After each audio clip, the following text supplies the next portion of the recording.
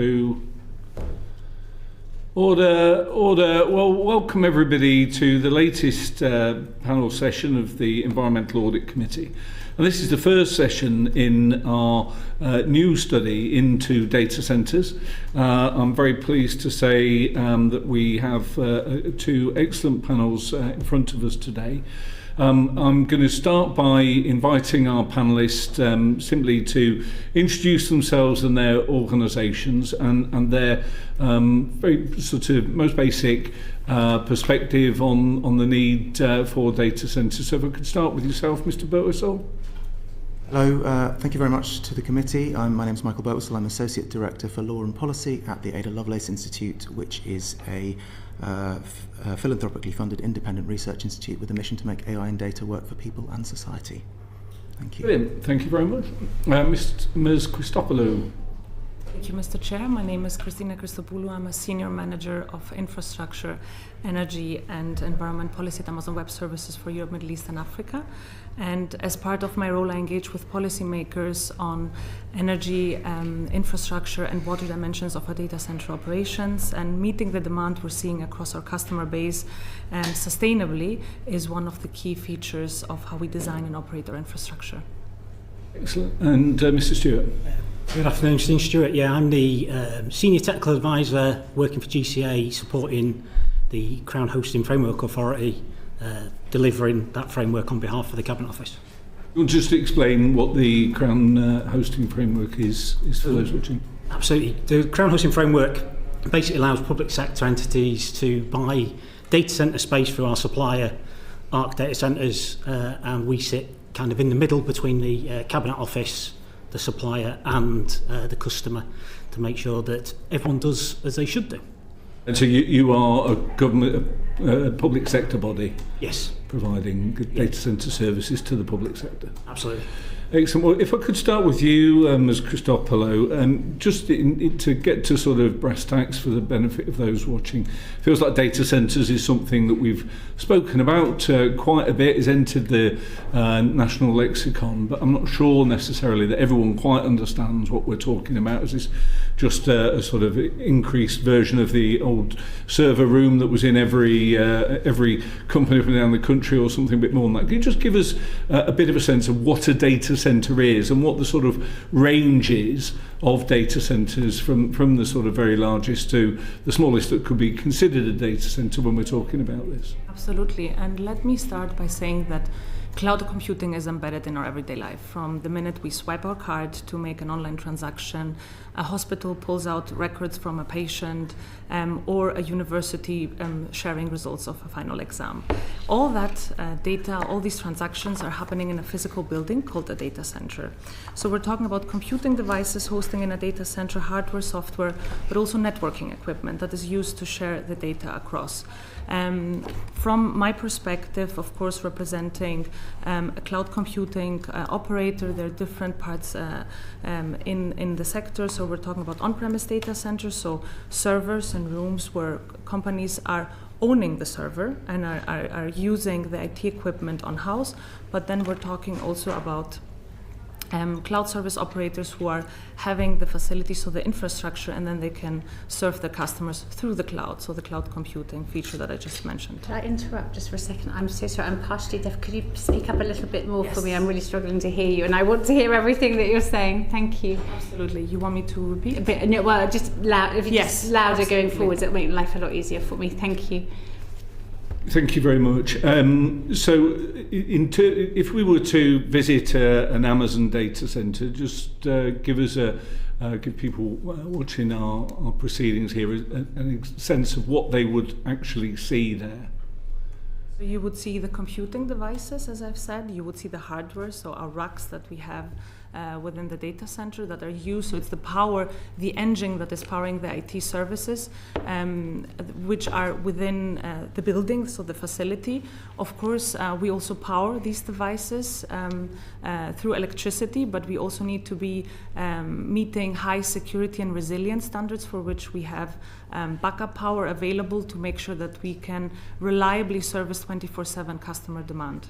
Yeah, and I mean, you know, some people's fears about data centres in principle is this is effectively computers doing people out of work? To what extent are they providers of work, and to what extent are they sort of thieves of jobs from people?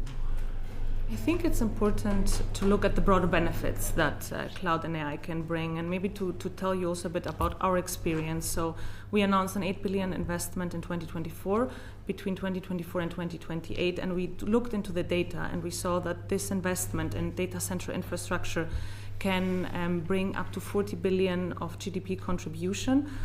So I think this is one of the figures from our own research. There's also third-party studies that were done in 2023 that saw that cloud computing at large can bring a benefit of 42 billion, which is a 1.6 value add to the GDP of the country. And just to bring it also into perspective, this was larger at that time than the UK automotive manufacturing industry. Yeah. So this is one of the areas.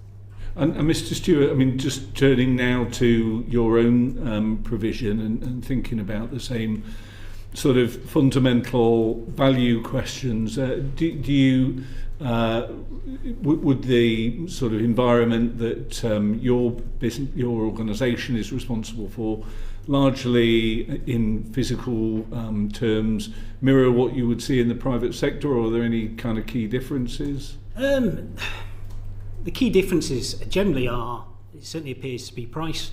Whenever we've kind of weighed it up against industry offerings, we generally come out as a 50% benefit to the public sector. Likes of why is that? Scale. The Cabinet Office buys as bulk as such, so we get a good price. The data centres we utilise are all highly efficient, guaranteed a PUE of 1.15, so they're some of the best out there.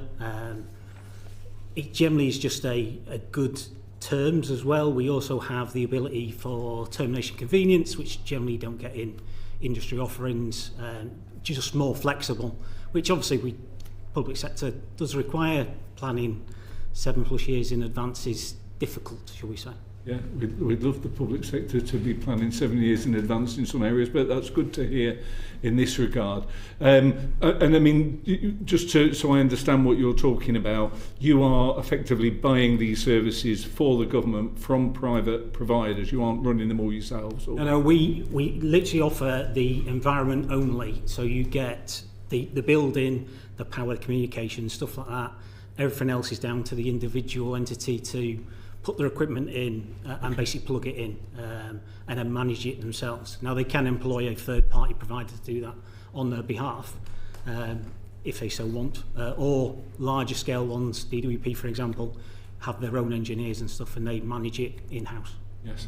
Okay, I mean, just on that sort of point of principle, before we move into some of the detail, Mr. Birtwistle, I mean, from your perspective, we heard about the sort of GDP growth potential offered by data centres. I mean, on a sort of point of principle, does your organisation have any views about the sort of charge towards public and private sector data centre usage? I think what we would say is that building data centres on the scale that is envisioned involves large societal trade-offs, and it's very important for policymakers and decision makers to have good information about those trade-offs.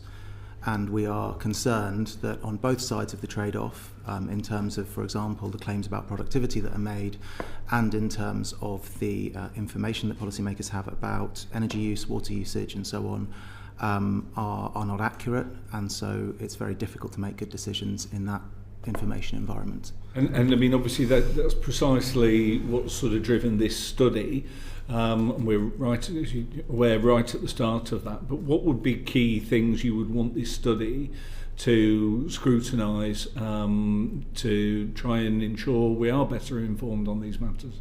Yeah, so I could probably talk at length more about sort of concerns and barriers around the use of data centres later, but in short, on the sort of, if you like, claims about the benefits of data centres and of AI generally, it's London Tech Week. On Monday, I was there and watching all of the sort of main stage. The sorts of claims that are being made are very much driven by an intention to create a sort of fear of missing out. So one company said the next 18 months will determine how well the UK competes in the global economy. Another said the UK mustn't lose its head start, and it's sort of positioned as this being future productivity. We've published a report on the methodology that sits behind a lot of the productivity claims, particularly in the public sector, that essentially says there are recurrent faults in those methodologies that are potentially overestimating the benefits of those technologies. And then looking at the other side, in terms of the the other thing I should mention there briefly is jobs. We would like Parliament to take a view on, I suppose, where the benefit of those of the investment is actually accruing. You have one-off jobs that are created like constructions. You only need 50 to 100 people to run a full-scale data centre on a permanent basis. There are questionable statistics about the sort of the onward jobs that are created by data centres.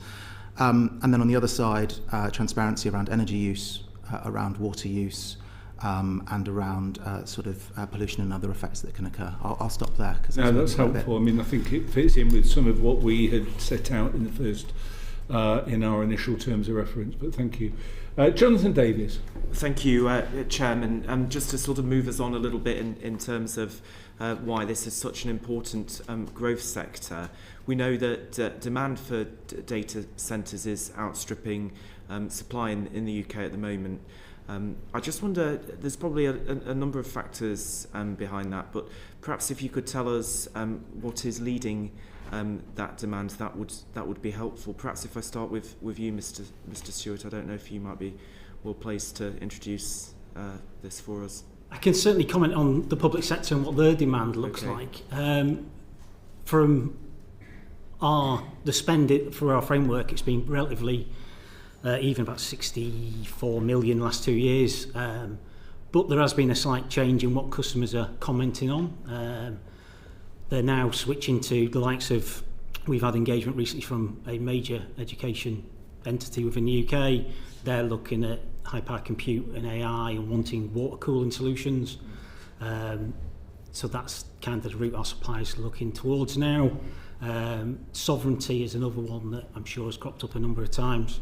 A lot of customers are looking towards that, data sovereignty and having it based in the UK. I know that probably a wider topic for another day. But generally, the market is shifting slightly from traditional air-cooled data centres to wanting denser racks for AI and the like. It seems to be the trend we're certainly seeing in the public sector at the minute. I wonder, thank you very much, Mr. Stewart. Ms. Christopoulou, if you've got any reflections on it, perhaps from a more commercial private sector perspective. Yeah. So we're seeing demand growth across all our customer base, so public sector, private sector, financial institutions, and all sorts of businesses. We did a study earlier this year where we tried to look at AI adoption across UK organizations, and we saw that between 2025 to 2026 there was an increase in AI adoption from 52 to 64%, which was also, interestingly enough, 10% above EU average. There are also data available at the global stage, so in the International Energy Agency also looked into demand growth, and so that in the next 5 years, demand will double. It's important to contextualize. Demand will double from 1.5% to 3%. I think when we're talking about demand, it's important to see that there is general purpose compute, so the standard compute, but then we also have AI, and we see also a demand need that might be coming out for the standard shift to cloud. So if we look at today, 85% of the workloads are hosted on-premise, meaning the servers that we discussed before, which are potentially in a basement or next to a small business. And when we look at that hosted capacity, which is on-premise, we see that cloud is 4.1 times more efficient, so using less energy. So I think there is also a discussion here around where that demand and that growth should happen. Did you want to add something, Mr. Birtwistle? If I might, thank you. I think, in our view, there is one major technical reason that is driving demand, and that is the reason that we're talking about sort of data centers today, and that is the advent of general purpose AI. The type of workload that is being demanded of a data center is an order of magnitude larger and more complex than maintaining cloud services, web, that kind of stuff. So if you look at, for example, DCIT's projected figures by 2030, 6 gigawatts of power asked of the UK grid by 2030, that is a significant scaling up that is due to precisely the kind of work that the maths that you're doing on these things. And accordingly, the types of data centers that are being proposed now are much, much larger. They are a different beast to the kind that, for example, Ireland saw a growth in over the 2010s. And I think there's a sort of set of technical reasons there, but it's also helpful to sort of talk about the political and strategic reasons why that there is this growth. So you have the tech sovereignty debate, which another committee of this House sort of opined on earlier in the week, but essentially this idea that the UK is going to want its own sovereign AI compute. The UK AI hardware plan released earlier in the week said we face increasing concentration of supply, intensifying geopolitical competition, and growing vulnerability in the critical technologies that power modern economies. So that's the government's view. It's also a bit of a sort of strategic stake that the UK wants to have in the future AI economy. Minister Narayan put this in Feb as we need greater British technology ownership before we can demand deeper British technology influence. There is a bet being made about what kind of AI is going to be useful in future. The sort of the AI growth zones and the AI opportunities plan sort of assume a strategy of investment in frontier AI, general purpose systems, and a future of sort of agentic and multi-agentic systems. There is the desire to sort of reform and improve public services. The AI Opportunities Plan sort of envisions quite a lot of tie-in between public sector transformation and the investment in compute. And then sort of the desire to secure economic growth. Data centers are powering a large amount of the growth that the US is seeing at the moment and reporting, and some of that is imagined to be beneficial here. And the last reason is this sort of question of fear of missing out, a sense that one data centre builder on Monday claimed that 8 billion investment in the UK that they're making to data centres will unlock 35 billion in productivity gains. Those are marketing claims, but they are materially affecting how UK policymakers are making the trade-offs that I talked about earlier. Thank you. In terms of why the UK is a desirable destination for data centres, I was quite interested to see that many of the kind of limiting factors, whether that's grid connections, energy sourcing and using the waste heat, or sustainability, data protection, or financial incentives, the UK actually outperforms Germany and the Netherlands. I think that's correct. But I wonder if you might be able to perhaps, if again I start with you, Mr. Stewart, talk to us about what the limiting factors are in terms of this industry growing. Difficult for me to say really from the public sector. Our growth is limited by the public sector's willingness to move really. There's clear evidence that it is beneficial to move into our data centres, as has been shown by many customers.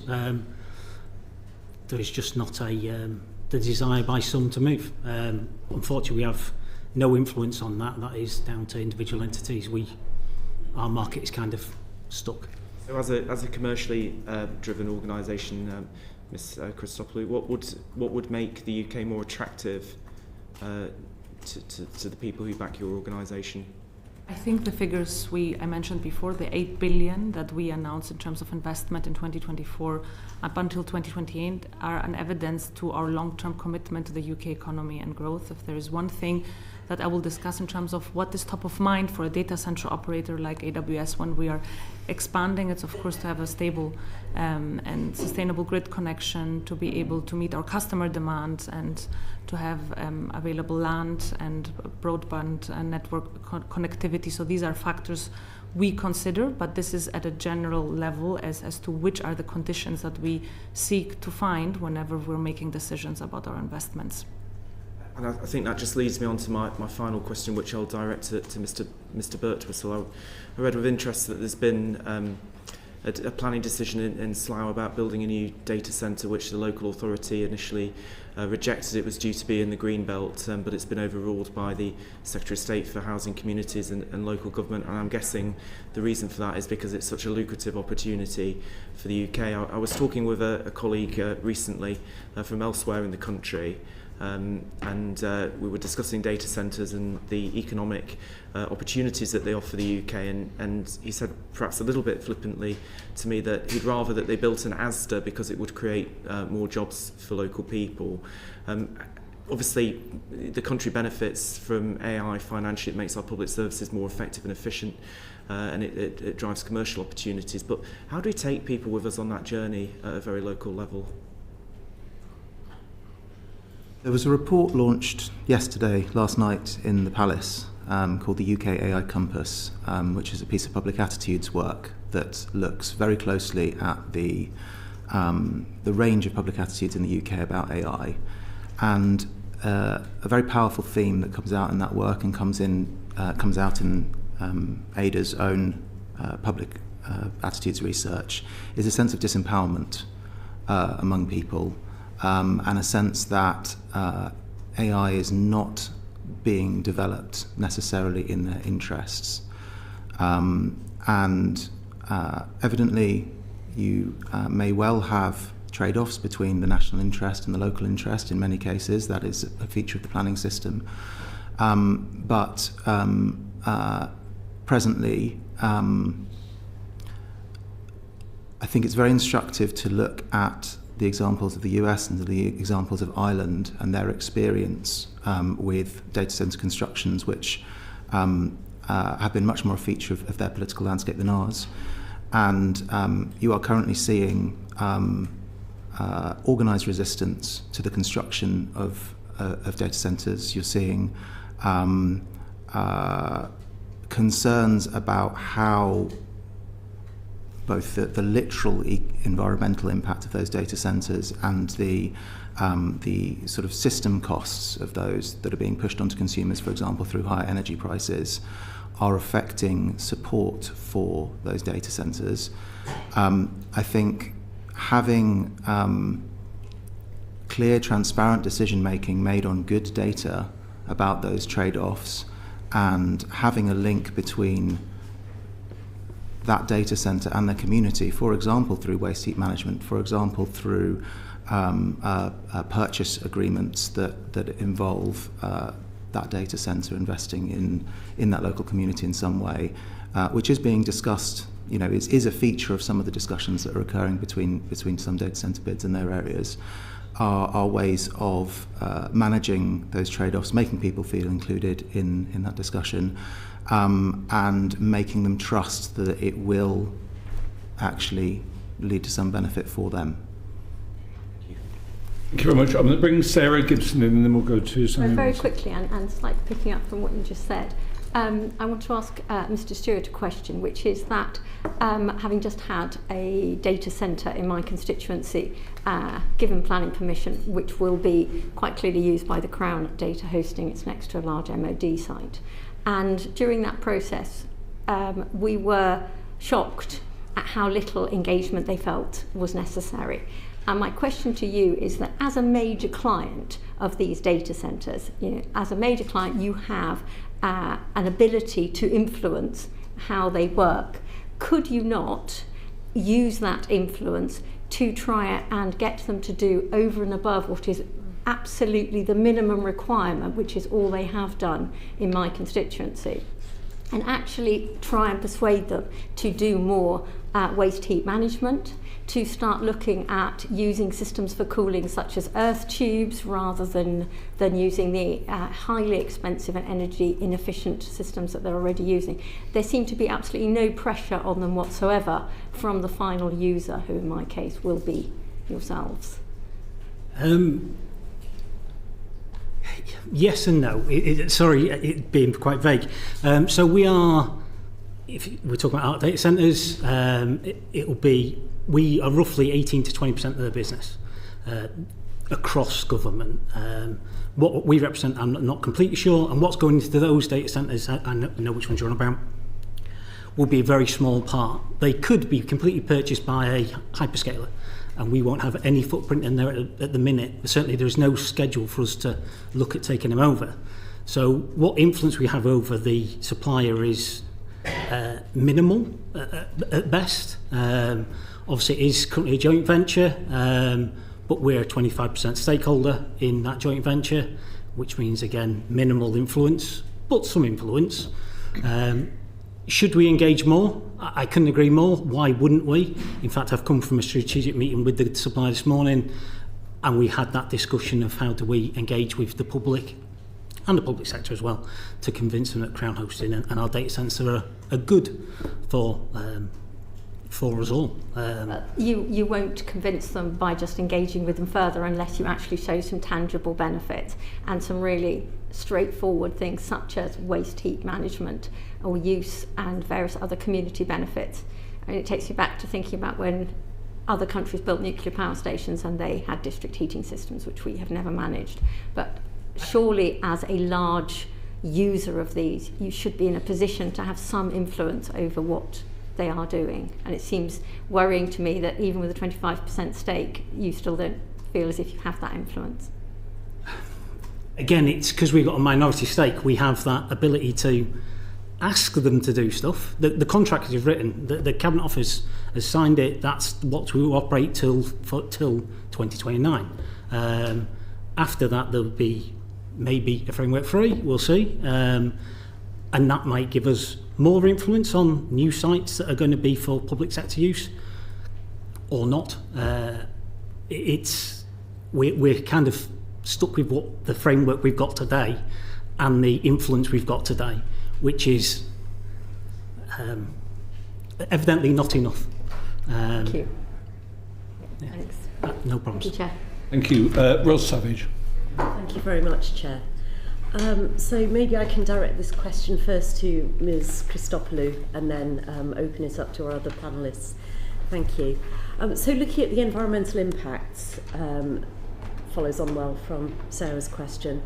What are the principal impacts, environmental impacts of data centres today, and which of those, be that water, carbon footprint, whatever, do you think are likely to grow the most rapidly in the years ahead? So what I can talk about from my perspective is what we do as a company to make sure that we are not putting any burden on the environment. We have a very comprehensive sustainability strategy which is guided by our North Star goal to be net zero carbon by 2040. And I can walk you through water, carbon-free energy and energy efficiency in terms of what we do, and maybe I'll start with water. So when we talk about water, it's important to talk about why we use water. We use water to cool our servers. And in the UK, we don't rely on water 97% of the year. So we only use water 3% of the year, which is when we need it to cool down the outside air so that our servers can be more energy efficient. There is a commitment that we've made to be water positive by 2030. We're 53% on the way. And there is also a metric which is showcasing how efficiently an operator is using water, the so-called water usage effectiveness. And we have across our European operations a 0.04. Just to put this into context, the industry has taken goals through the Climate New Data Center Pact, and there the commitment is to meet 0.4 by 2030. So these are some of the features that we do on water. Whenever we go beyond our efficiency, we also try to replenish water. We have, with Rivers Trust, a collaboration where we will be giving back 800 million litres to the community to contribute to the River Kennet and also the River Thames in the Thames Basin. So we have a basin approach where we look into it. And beyond that, whenever possible, we want to use industrial reuse water, which is also an area where we're looking forward to see a framework potentially in the future where utilities will be incentivized to provide and make such industrial water available. Pivoting to carbon-free energy, we are Europe's and UK's largest corporate buyer of carbon-free energy, and globally we're one of the leading buyers. We, again, as I've said, net zero carbon by 2040 goal. We have 700 projects, over 40 gigawatts of capacity that we have contracted. In the UK, we have 40 projects, which is the equivalent of up to 150,000 UK households. And just to name two of these, one is in Moray West in Scotland, and the other one is in Corlicky Hill in Northern Ireland. So two projects where we are adding net new capacity into the UK grid, which is benefiting not only our data centres, but also businesses and public sector, etc. But everything comes to the point that we try to not use much energy. So the greenest electron is the one that we not use. This is one of the principles we abide by as a company. As I mentioned before, we've done a study which showcased that AWS data centers can be up to 4.1 times more efficient compared to on-premise data centers. There is a measure which is showcasing data center efficiency, PUE, so power usage effectiveness, and our PUE globally is 1.15, at the European level 1.11. And just to put it into context, the average of the industry is between 1.5 to 1.6. The new data center design that we announced... Just to interrupt quickly, Yes. the 1.5 to 1.6, is that hyperscalers and private clouds? The whole industry. Okay. Average industry. And our new data center design can meet up to a 1.08 of power usage effectiveness. We're not stopping here. We're recognizing that AI will need more power. This is why our new data center components are designed in a way that they can reduce mechanical energy by up to 46%. And we have also the newest generation of AI chips, so-called Trainium 3 chips, which have a 4 times greater energy efficiency and compute performance to support that compute per watt that is produced in a data center. We also operate under the context of a global energy management system, the so-called ISO 50001, which is centralizing and standardizing our approach to energy efficiency across our operations. Now, all of these things are important, but especially when we consider what cloud can actually bring in terms of efficiency. And I think there are two figures I would like to share from the IEA report, one in 2026 and one in 2025. So the IEA in April found that if scaled AI technologies across the energy sector have the ability to reduce energy use at 13.5 exajoules. This is the annual consumption of a country like Indonesia, and Indonesia has 280 million of inhabitants. This is one figure. And the second figure is from last year. The IEA estimated that if AI technologies, if not scaled more than what we have available today, are integrated across the energy sector, they can save CO2 reductions up to 3 times larger than the total data center emissions by that time in 2035. So I think when we're having this discussion, it's important to look at what data centers should be doing, as I've evidenced. Can I just ask a question on that quickly? There's very seductive numbers coming out there, but just in very simple terms, how would that happen? If the energy sector... What is the AI going to deliver in order to create that?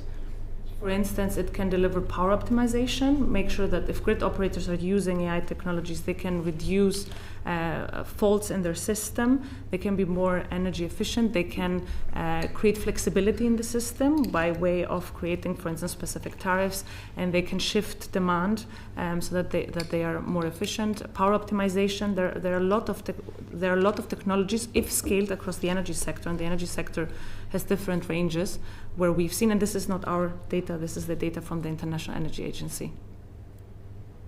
Would be very interesting to see the assumptions that underpin those figures. Yes. If those are available for you to send through afterwards. We're happy to share through written evidence. Thank you.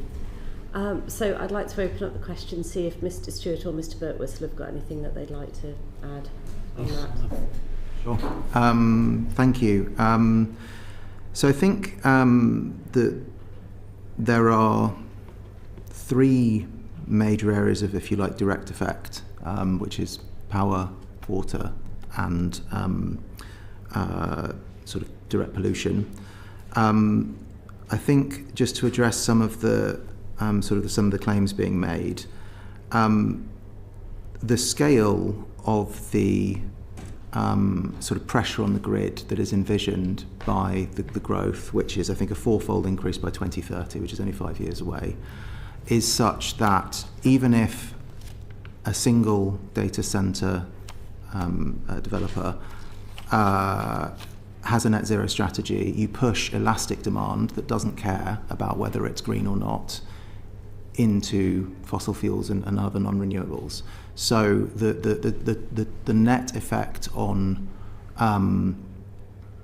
the UK's, for example, net zero targets is still damaging.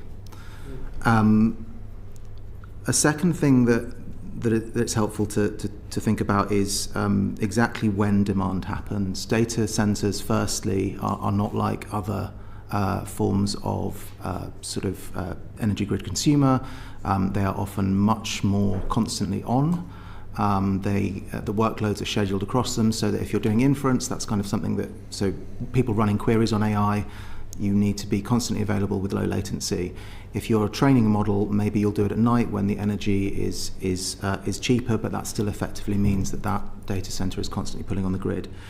In terms of that, sort of those figures, like we only use water 3% of the year, it matters when that happens. So if that is happening at a time when that area is already experiencing water stress because of very high temperatures, which is exactly when everything might be getting hot, then you're going to be increasing water stress at a time of critical water stress for that area.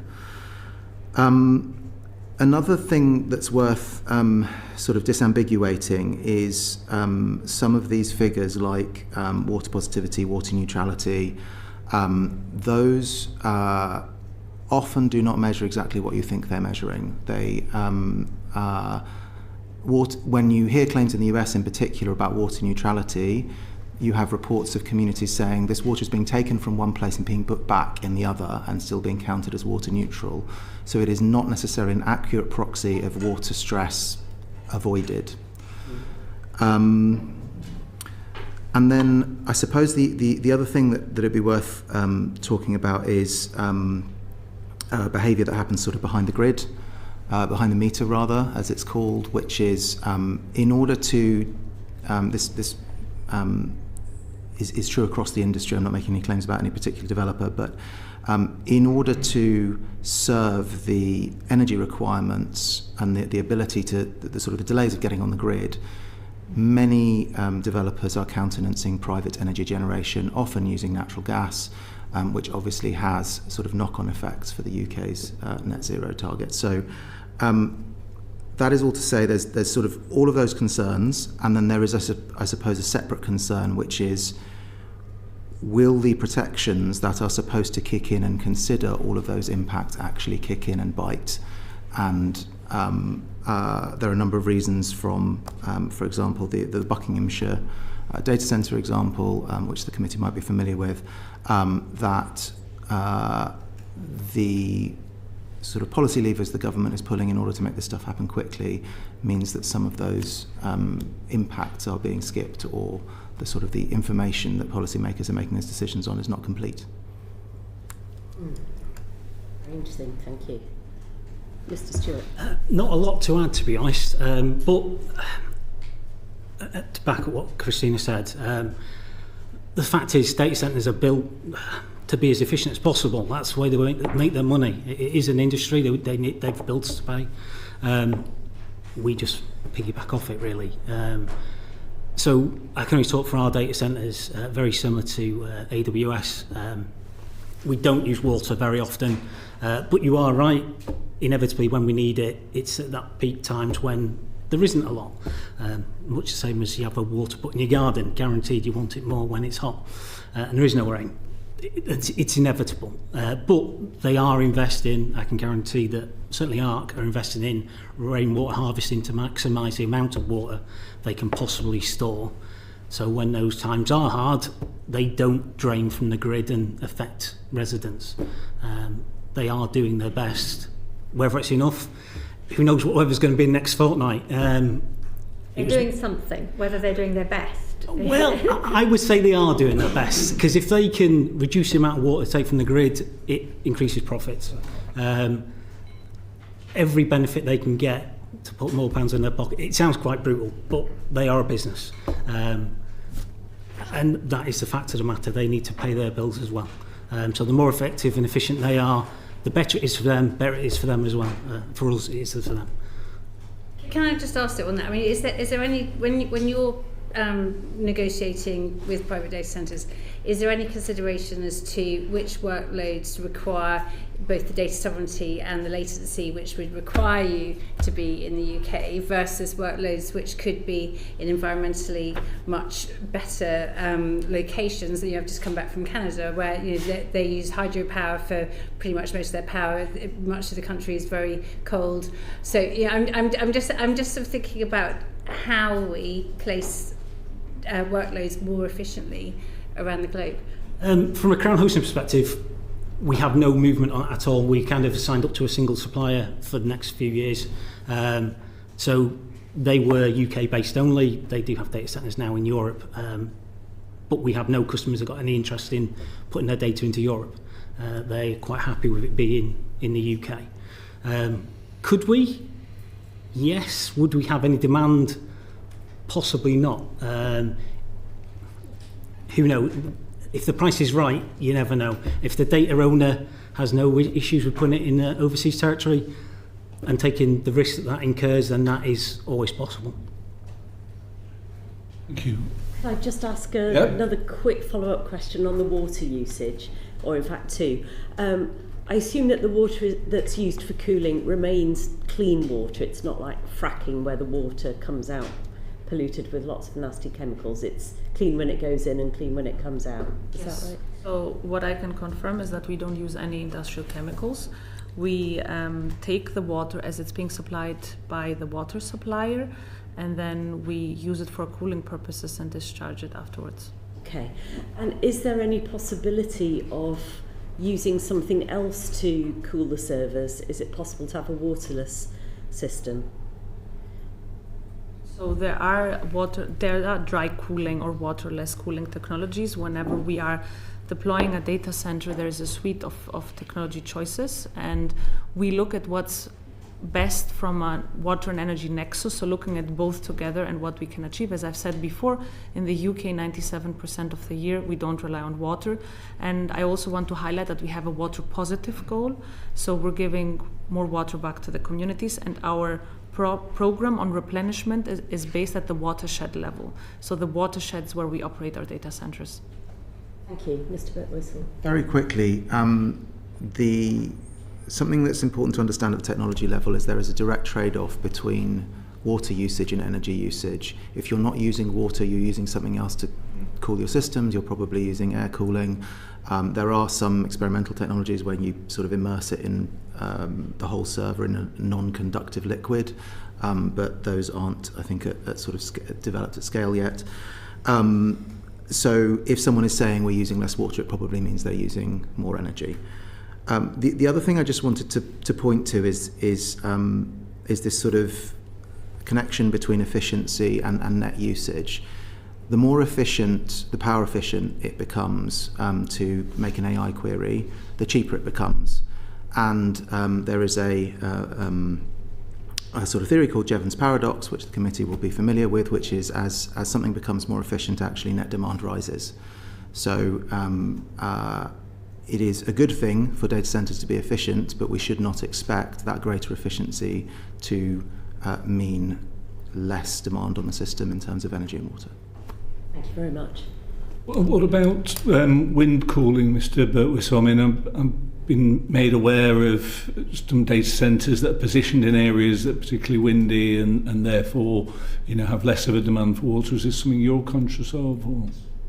I think there might have been an article this morning about a Chinese data centre that was perhaps using wind cooling. I'm not a technical expert on that technology. I think the thing I would say on it is, from what I understand, it is not in, if you like, mass-scale deployment yet.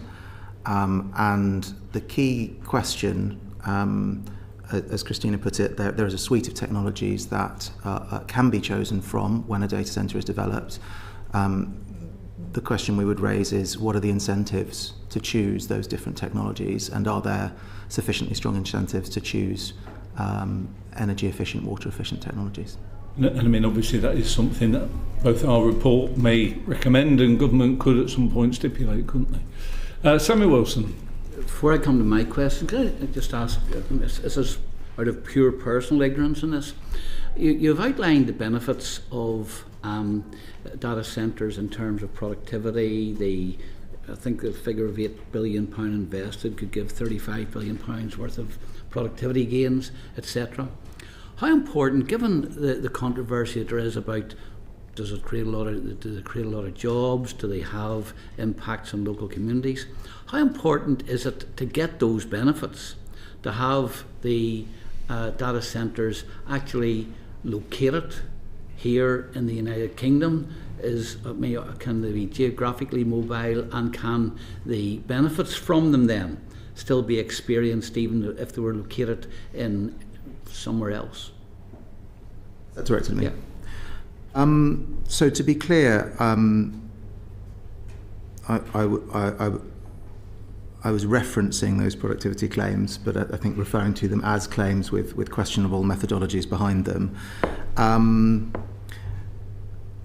I think the link between a data centre being built in a location and the benefit of that data centre being felt in that local area or even nationally is not automatic and needs to be designed for. And you can design for that with commercial incentives, requirements, using procurement levers to create a relationship between a data centre and its area, or a data centre and the kind of work that happens on that, or the efficiency of the work that needs to happen on that if you're concerned about environmental outcomes. But I think there is not a clear theory of change that says you plonk a data centre down in some bit of the UK and that necessarily generates value for UK businesses. One sort of shorthand for that, for example, is when you see a large announcement of a data centre investment, probably about half of that is going straight out the door on chips. So it's not, unless those chips are being bought domestically, that benefit is not recirculating in the UK economy. And there were some messages in the AI hardware strategy earlier in the week that sort of suggested that the government may be beginning to prioritise the domestic value chain, which would be very positive if they were realised. But there is a tension between the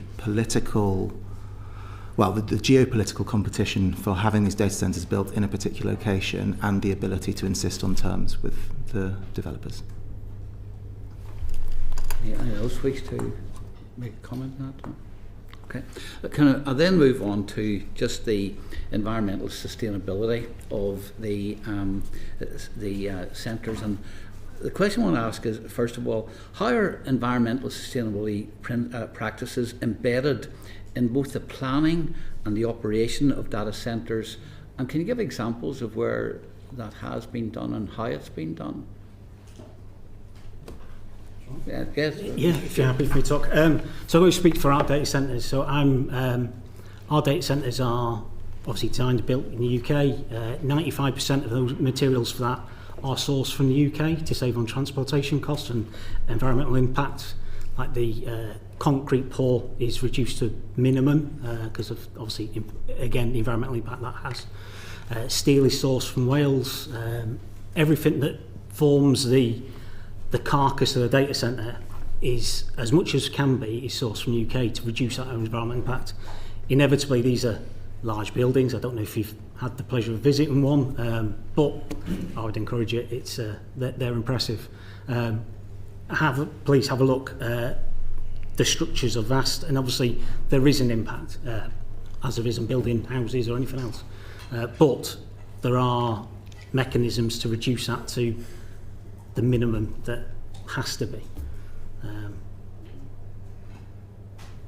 Yeah, happy to build on the points that I made before. So I spoke before about water, energy and carbon-free energy, which are three of the areas that of course always are top of mind whenever we are planning, building and designing a data center. I can talk to a few other areas around operational sustainability. So of course whenever we are planning to develop a data center, we're trying to be a good citizen. We engage proactively with the community to understand the needs, to make sure that there is ongoing feedback about how we can be a good citizen and neighbor in that community. So for instance, just to give you a couple of examples on noise, there are design features like acoustic enclosures, low noise equipment, and we're not managing these issues afterwards. We have it in the DNA of our design, and they're also planning boundaries, periodic monitoring, and there are ongoing compliance checks.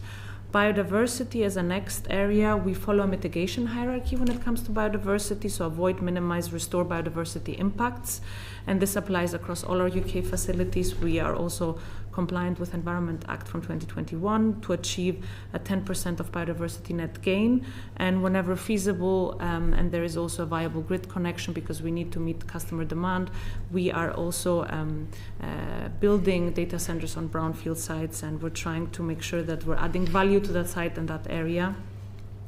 Circularity is maybe another area, broadly speaking, that we're focusing on. So we have design principles: reuse, repair, and recycle. Design for as long use as possible, repair and then recycle. We have a European facility to recycle, to test and repair equipment and then recycle in Dublin. And recently we diverted 23.5 million components from landfill. So they were either resold in the secondary market or recycled. So there are a series of actions that we try to undertake, and of course our responsibility doesn't stop there. We're also trying to make sure that we're building a next generation of data center professionals that can find a job in our community. Just to give you one example, we created last year the UK's first data center apprenticeship, where the next generation of new people can actually learn what it means to be working in the data center operations. And we also committed to training 100,000 people in AI skills by 2030. Thank you. So I suppose it might be useful to look at the example of Buckinghamshire here. The government has AI Growth Zone initiative. Part of that initiative, as established in the AI Opportunities Plan, is to help fast-track data centre proposals through things like environmental impact assessments, through habitat planning. And in that example, the government called a decision in and then admitted I think, serious, forgetting the exact quote now, but a serious logical misjudgment in the assumption that no environmental impact assessment was required. What that means in practice is that decision makers are not necessarily asking for or being given or have access to the detailed environmental information that they will need in order to make good decisions about those data centres. And then there's that sort of individual planning level decision, but there is also the sort of system level question. It was reported about a month back, I think in The Guardian, that there were serious disparities between DSIT's estimations of future energy demand and DESNZ's. And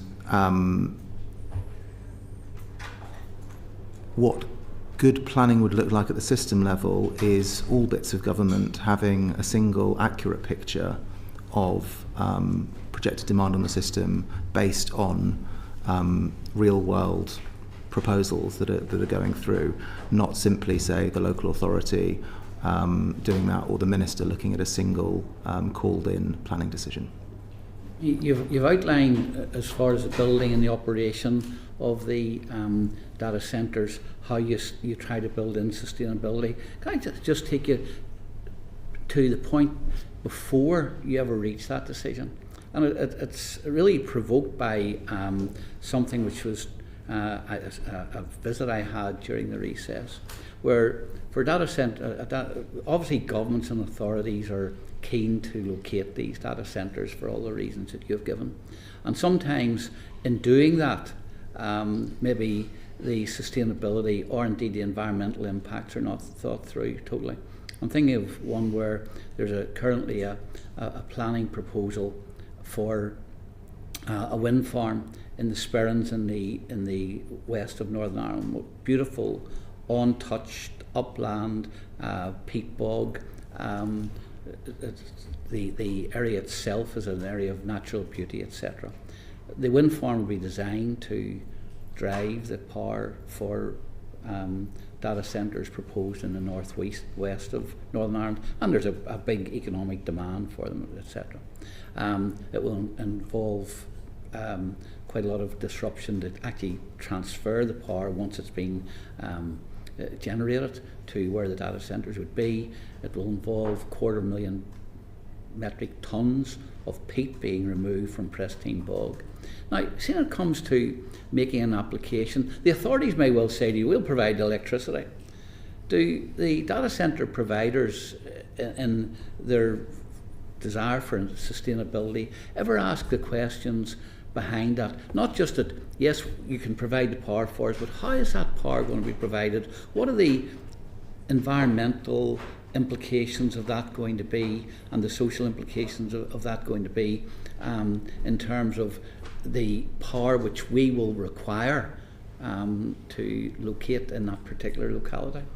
I mean, you may argue that that's the responsibility of the authorities who are going to give the planning permissions, etc. But do you ever ask those questions?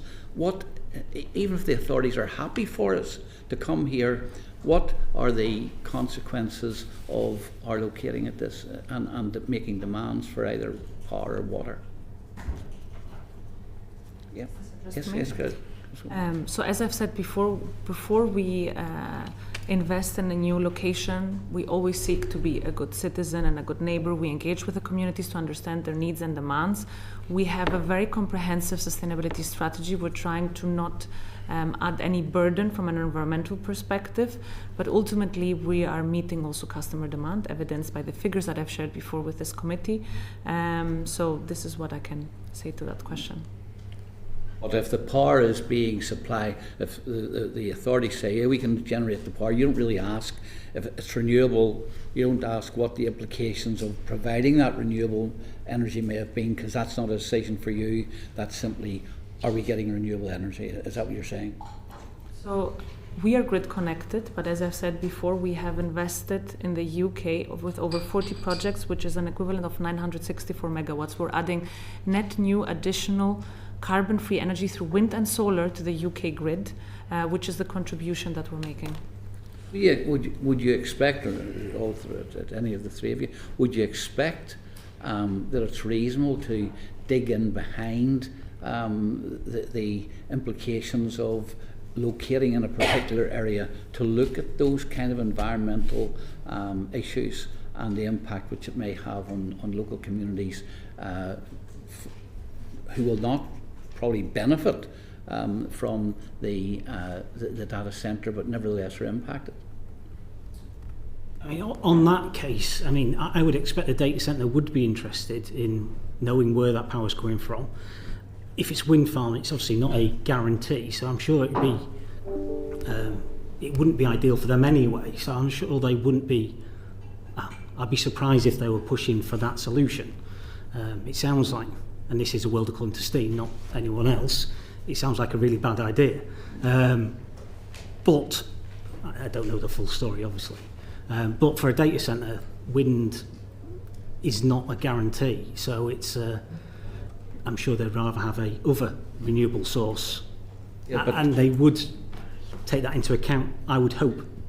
But data centres do tell us that 50% of their energy at present is from renewable sources, which is not guaranteed, simply because the sun doesn't always shine, the wind doesn't always blow. So, and this does raise one of the issues of sustainability. What backup systems then are used? I mean, for example, would data centres rely on diesel generators in the case of an outage or whatever? And how is that regarded as sustainable provision of power? So I can talk about this one. So our data centres operate 2 power streams, 2 backup generators, not diesel, they run on HVO, hydrogenated vegetable oil, so it runs far cleaner, far better for the environment. But they're only required if our mains power drops off, our multiple feeds for mains power. Could it happen? Yes, absolutely. And we do need to run those generators up to make sure they're operating as they're expected, so they're highly resilient to make sure that your laptop stays operating and gathering the data you require. So there is an impact, but it is minimised as much as possible. But back to that mains power, that is not a data centre operator, but I would say that decision would be questionable. But given the increasing reliance on renewable power, which data centres boast about, would it be common to have those kinds of methods of backup, and how sustainable is that? I mean, I can build on that. We have a plan to transition from fossil diesel to HVO. So hydrotreated vegetable oils, it was said, it's a renewable fuel from waste cooking, oil and vegetable oils. It can reduce up to 90% greenhouse gas emissions over the life cycle versus fossil diesel.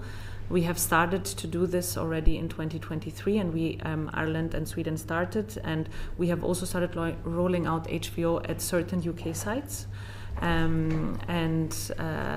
Of course, there is a broader element here which is important, which is the sustainable procurement of HVO. So we're also making sure that raw materials are traceable to their origin, they're not derived from high biodiversity sources, and making sure that there's a sustainable supply chain is something that we are trying to support through the engagement that we have with suppliers. Very quickly, I mean, I think that I think fundamentally at the bottom of the question was something about incentives, and there isn't an effective commercial or legal incentive for a company to take those things into account when they're being reassured that power will be there outside of the security of that power supply and its reliability, and other than passing their environmental impact assessment, which may be a process that they are that is sort of being completed through a fast-track process, to put it generously. And then I think that the wider question is there is a lack of alignment on the incentives or the ownership for outcomes that is held across other bits of the public sector. So the local authority, the grid, the sort of national planning in DESNES and DCIT, in Treasury for the productivity gains. There isn't really a vehicle for alignment across all of those things to understand where benefit is going to be generated and whether or not it's the right trade-off to make.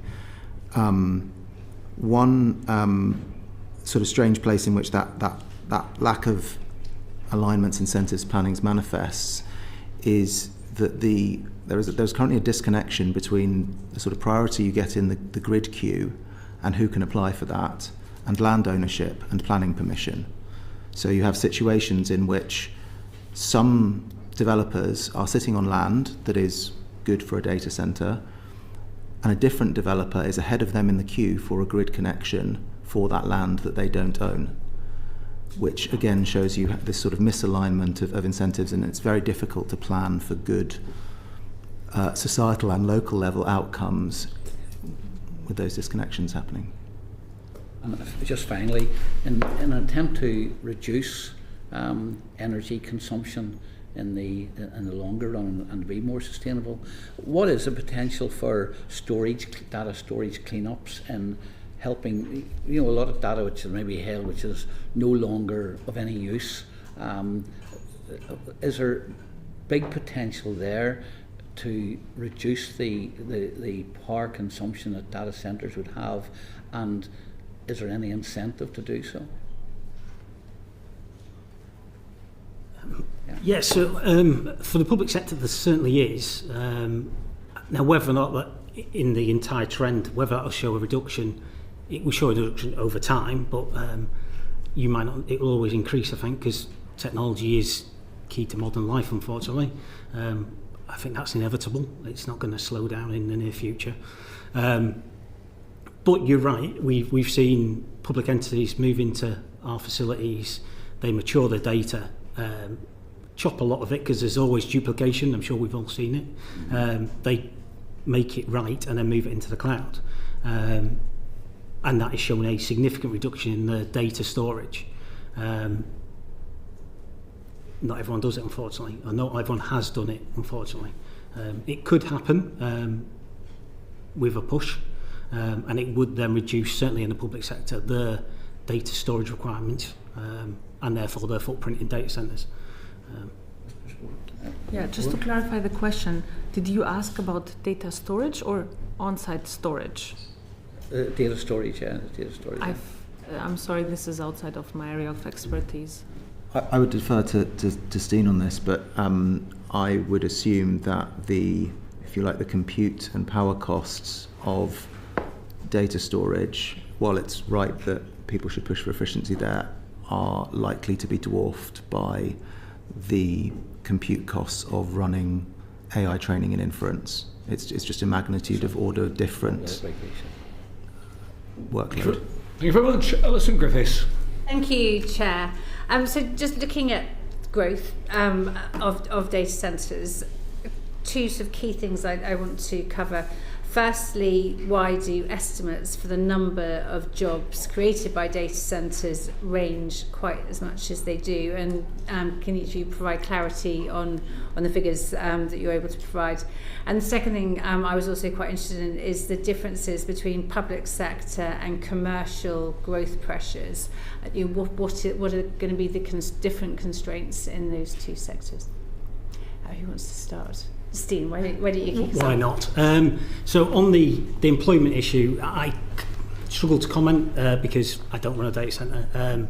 I can only comment on what I've seen. I visit our two free sites, and there are a lot of people working there. There's cleaning staff, security staff. There is an environment there that requires people and jobs, some very skilled jobs as well.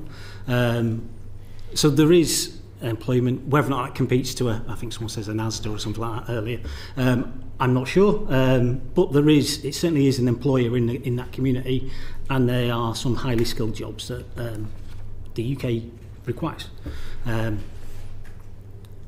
What that demand looks like, though, difficult. From the public sector, it has been constant for us at the minute, but it's all dependent. And again, this is only for our framework, it's very dependent on the government's drive at the time. When the Crown hosting was brought into place, there was a big push, cloud first policy and all that good stuff. We were named in that. There was a drive, and there was a big take up, and the trend towards us climbed massively. That has, I wouldn't say died off, it's just plateaued a little. Yet when we look at the data that the likes of DEFRA gather, questionable whether or not it's right, not DEFRA's fault, they're given information by other entities. There's a lot of public sector entities that have got those broom cupboard data centres that are highly inefficient, they're burning power like there isn't a requirement to. If they were to move into a highly efficient data centre that are offered by multiple people, there would be a vast saving on efficiency, power costs, carbon, water usage, and all that good stuff. But we're driven by, I guess, yourselves. If you push it, entities do come to us, and we can make things better, hopefully. I suppose one of the things I've heard from all three of you, though, is the massive exponential increase in compute power that's needed as a result of AI versus the way that we were using using compute previously. Is that built into your expectations, or have you had to? I mean, I'm guessing that your contract with ARC was signed at a time when AI was nascent, and you're now having to adapt massively to that. And it is. I mean, the advantage we've got is obviously our supplier has to adapt to stay current. So they are adapting to support these type of technologies, and we can house them through our framework. Is it perfect? No, it's not. But hopefully when we rewrite it again, it'll be even better. We're kind of stuck with what we've got because, as I'm sure you appreciate, the framework's regenerated every so many years. It doesn't really move. It's set. We work with it for a number of years. It's set. I'm conscious of time, so I suspect I can't see him all the time, but I suspect the chair is cheering me a little bit. So we're kind of stuck. We're limited by our framework. But I'm sure the private sector's different. Thank you. Christina, do you want to build on the point about the difference between private and public sector, and then talk about the jobs point as well? That would be really helpful. I can talk from the AWS perspective. I'm afraid I can't comment on public sector data centers. So we are serving a wide range of customers, public sector, commercial sector. We're seeing the demand growth as evidence, but also the opportunity, as a lot of today's cloud computing is still on-premise. We're servicing customers like the NHS, Department of Work and Pensions, Octopus, Sainsbury's, AstraZeneca, just to give you a couple of names. Now you asked the question about jobs. I think there are 3 layers we need to look at. One is construction, so jobs in the thousands. Then we have data center operations in the hundreds, very high skilled, permanent, safe jobs. But then the more important part is the study that I mentioned before, at least that we have conducted, which talked about the 14 billion GDP contribution, also saw that this can add up to 14,000 permanent roles into the UK economy, which we're supporting through measures that I've mentioned before, like the data center apprenticeship program, training young professionals to make sure they're equipped for the new and modern work market, to make sure that we have the right skills that are needed. If you haven't already, it'd be really helpful if you could share that report. We'll provide it written evidence. Thank you. I suppose one of the things that I suspect my colleagues and I certainly would love to know is, within obviously a local local community, in having a data centre nearby, potentially runs the risk of there not being a local job uplift. Do you have anything to add on that? Are there any specific roles within the existing within the data center itself that you think you should be highlighting? I mentioned the data center operational jobs, so engineers, for instance, security staff. But then, if you need more information, I'm happy to provide through written evidence. Thank you. And Michael, finally. Thank you. So I suppose I'd point in 2 places. On the question of jobs and growth, as I said before, there's a bunch of construction jobs, significant but temporary. 50 to 100 people for your average data center to actually run it on a permanent basis, often quite highly skilled, so may or may not be sort of sourced locally. And then a lot of, I think they're referred to as imputed jobs, so imputed or inferred jobs, so what happens further down the value chain, the data center existing lets you sort of create. I think what I would encourage the committee to test is the assumptions that sit under those. They often use sort of fairly simplistic calculations, multipliers, that essentially say, we're going to guess this is going to create 6 times as many jobs as the data center runs. And that is the number worth probably pressing on. Secondly, just to describe a little bit about, you were asking about sort of AI in public services, and sort of what's driving sort of demand and use there and growth. It's worth distinguishing between narrow AI and general purpose AI. So narrow AI is something that looks at cancer scans. It's very, very specialized. It does not use, it uses an order of magnitude less compute than speaking to a chatbot. That is often the type of benefit that you see talked about, but it is sort of not what's driving the big system demand here. There is quite a lot of, if you like, the strategy to date has been across central government, give everyone a chatbot and see if they can become more productive. And then you have some organic adoption, if you like, at the coalface. So you have ambient voice translation is very popular with doctors at the moment and is sort of seeing wide uptake across the NHS. That again is narrow AI. It's a small model. And then you sort of see this sort of frontier of system transformation. So in the NHS, for example, they're very actively looking at whether they can build in agents, multi-agent systems into the way the NHS works and whether that can improve how the system works. That does involve polling effectively a large language model to say, okay, we've had this text in, what does it mean? What's the response? That does create that kind of system load. And so as the sort of front line of public services starts and the stuff that happens behind the scenes starts to adopt agentic in particular, you can expect to see that demand go up and that dependence. Thank you. Thank you very much indeed. Well, Mr. Birtwistle, Ms. Christopoulou and Mr. Steen, thank you very much indeed for your evidence. We'll bring this first panel to a close and switch over to the second panel. So the sitting is suspended. Order.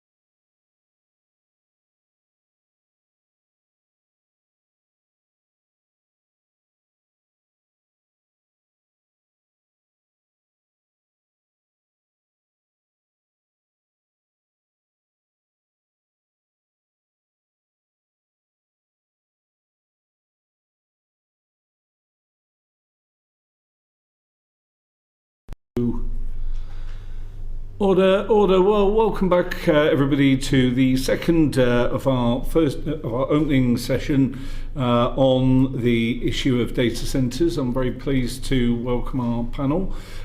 Could I start with yourself, Mr. Hayes, and invite the three of you to introduce yourselves, your organisations, and your particular interest with regard to data centres.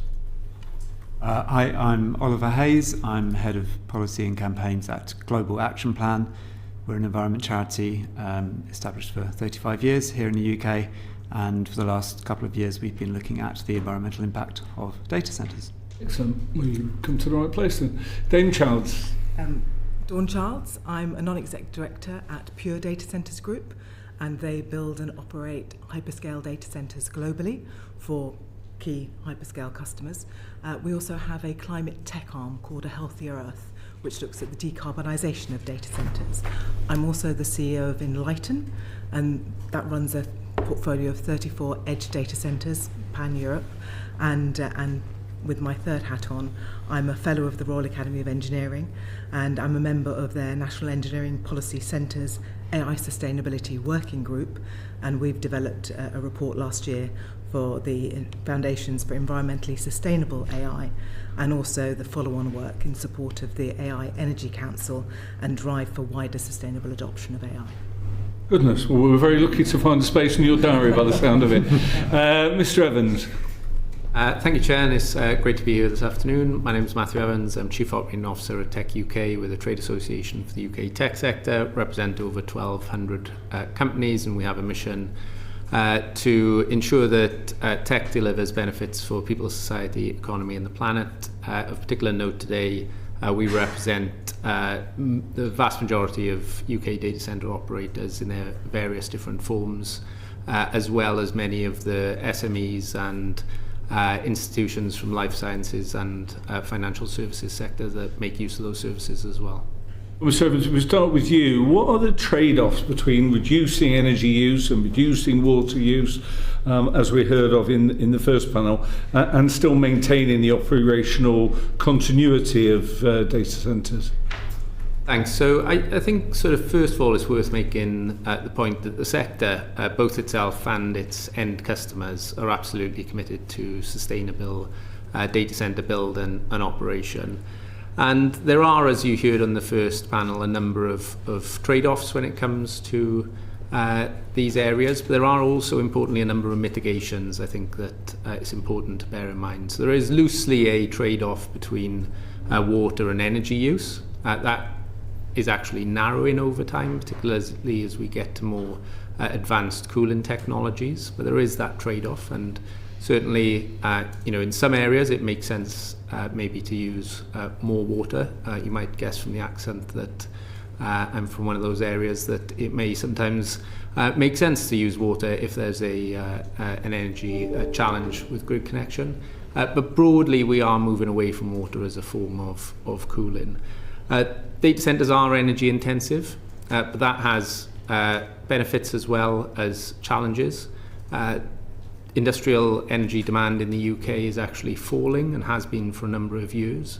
Obviously, as the grid itself is changing and is decentralising as we move to a renewable future, that brings grid costs, and with industrial demand falling, a lot of those grid costs could start to accrue to individual households. So actually, as data centres bring demand to the grid, they can potentially offset some of those grid costs by ultimately paying for them. And they also, as you heard from the first panel, underpin a lot of renewable energy generation. So there's one example of I believe it's the West Moray wind farm off the coast of Scotland, came online last year. It's an 800 megawatt renewable farm, and about 60% of that is underpinned by power purchase agreements to the data centre sector. So, bringing additional resource to the grid. I think I'll leave it there for sort of opening remarks, but happy to go into any of that detail as well. Yeah, okay, thank you. I mean, bringing you, Mr. Hayes, I mean, you heard that kind of claim that effectively there can be advantages to the environment of data centres. What do you make of that? I think it's extremely important to look at this in the round and economy-wide. We've seen escalating estimates of how much demand data centres are bringing. Almost every couple of months there's a new estimate, and NESO, the energy system operator, put out some figures in 2022 just ahead of the kind of boom in generative AI as to total energy demand they expected from data centres out to 2050. And when they revised those figures 3 years later, it had doubled. And that figure that they put out now looks like the equivalent of the entire commercial sector today, roughly a quarter of the entire electricity that the UK currently uses. And as has been mentioned already on in the previous panel, we have quite worrying discrepancy in terms of figures coming out of government. And earlier this year, Ofgem asked for people seeking a grid connection to come forward, and 140 data centres came forward, and that equated to 50 gigawatts of demand, which is slightly more than the entire UK demand on the peak winter day this year.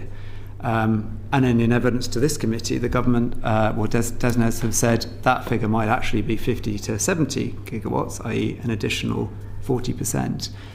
And these are enormous figures.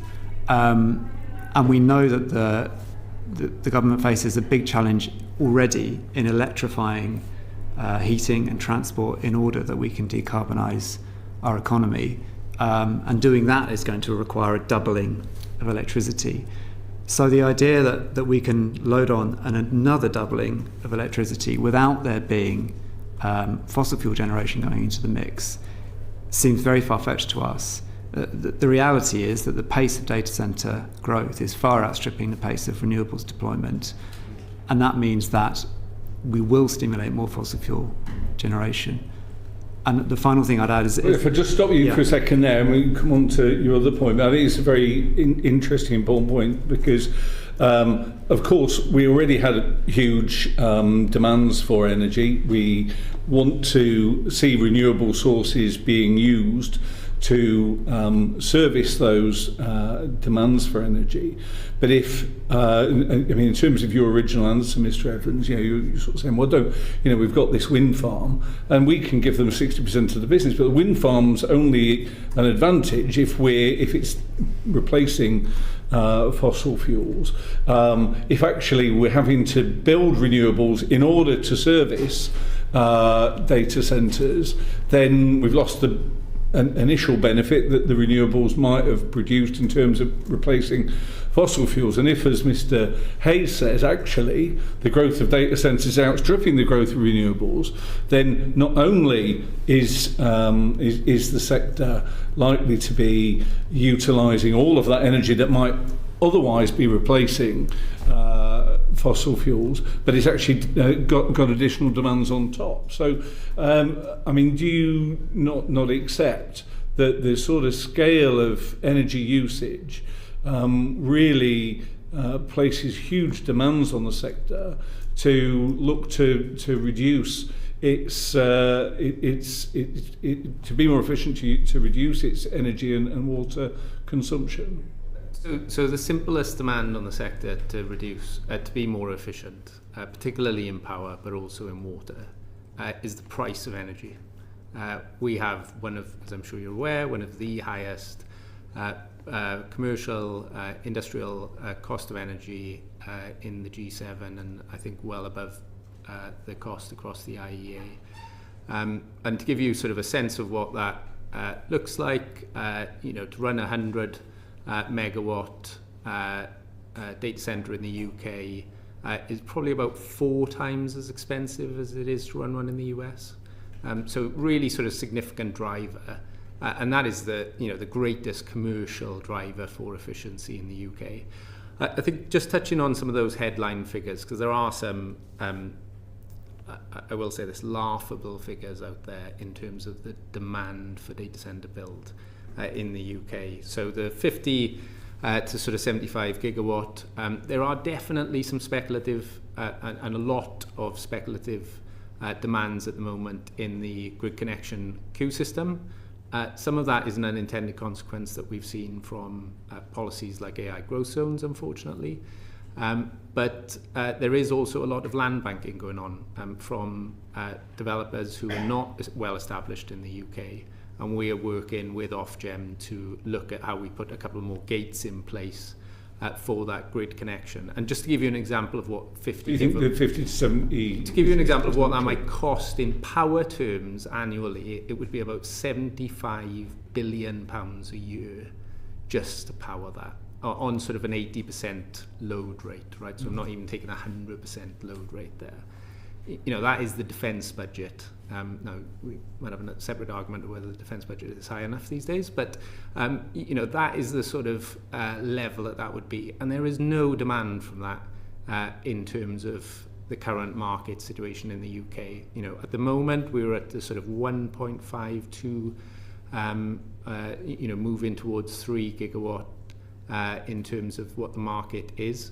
I should say as well, we're actually really good at this. We have been a leading data centre market across Europe and globally because of our expertise in how we build and run data centres, and that is a lot to do in terms of the efficiency that we have as well. Yeah, so that sort of answered, I think, the next question I was going to ask, that despite the energy costs, because of that sort of intellectual property and expertise, Britain is still seen as an attractive place to do this. And we've got the customers here. You know, we've got the financial services sector, we've got the life sciences sector, we've got increasingly the public sector as well, and others who have really stimulated and provided that demand. And, you know, ultimately data centres are there to service the end customer. Yeah, Charles, can I ask you, what specific metrics do you think should be reported to make statutory reporting meaningful for assessing resource needs? And so I think everybody focuses on power usage effectiveness, and I think that kind of misses the point slightly, because to Mr. Evans' point, we are very good at building. Thank you. We're very good at building and operating data centres in the UK, and so PUE is generally very good. And our customers, if I think from a pure perspective, our customers demand the best PUE.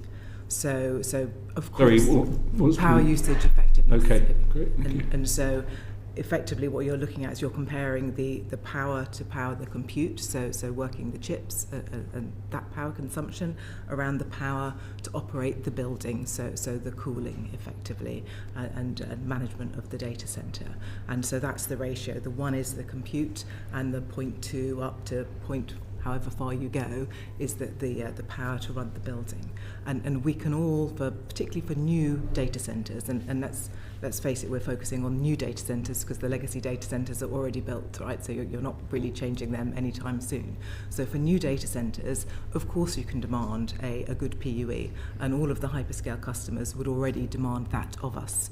The focus should really be on the 1, so the power to compute, and the advances in the last decade have significantly improved that. So we're already seeing 10 times more efficient compute, and every single chip designer is working on improving that power efficiency yet again. So you will see improvements in designs from silicon onto photonics. There are new sort of ways of overlaying logic, which means that this power consumption will go down. And so I think, of course, you can measure PUE. You can measure water usage effectiveness. And at Pure, for example, we operate closed-loop systems. So we never use adiabatic cooling. So for all of our new data centres going forward, there is no running water.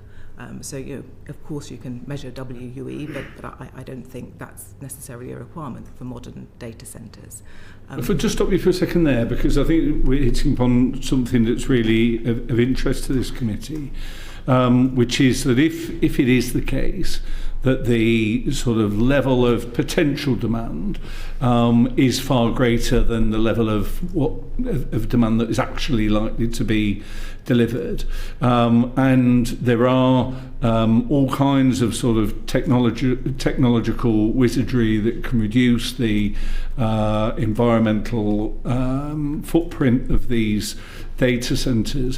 What should government be expecting of data centres? If we're saying the government doesn't just have to accept whatever anyone offers, so they can make sure that we only get the most environmentally friendly, that we only get those data centres that are going to make contributions to the grid, for example, or to recycling the water.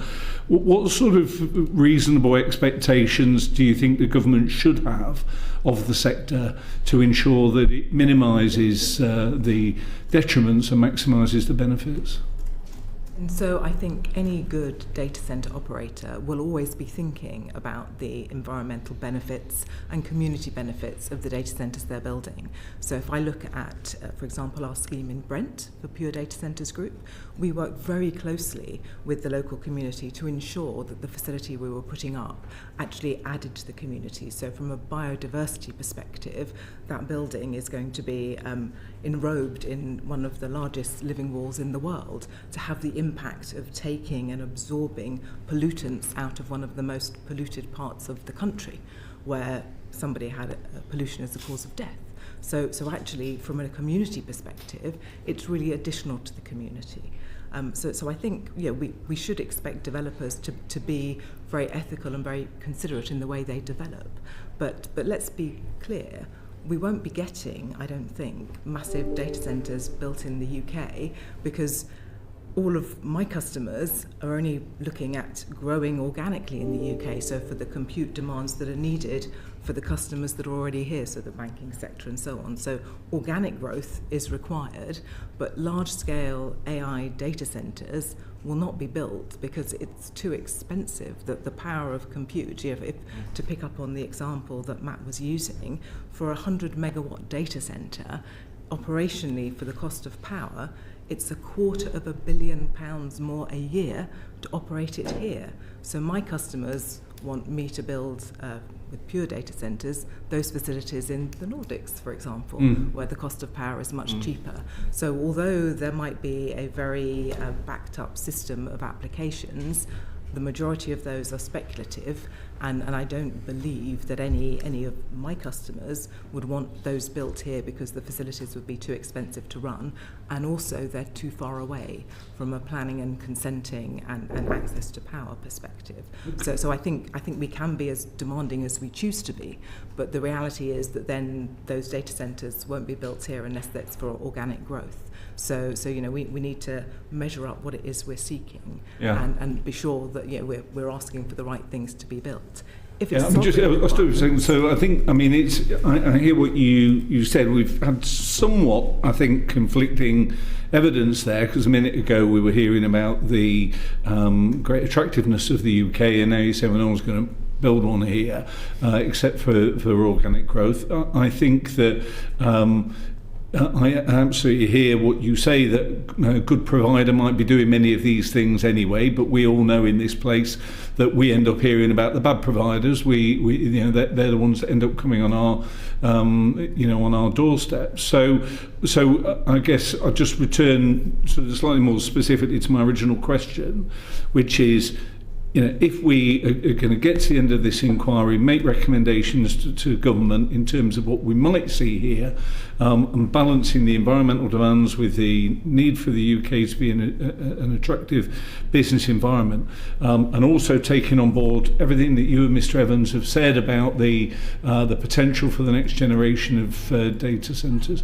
What sort of things can government put in place to offer reassurance that we can have some of the data centre growth that your sector advocates, without the worst fears of people on the environmental damage that will cause coming true? And so PUE, so power usage effectiveness, water usage effectiveness, use of waste heat, but may I just say that all of our data centres are already ready to give away waste heat. There's nowhere to give it to though. So when I build in other jurisdictions, the waste heat networks are there to plug into, so that waste heat is immediately used.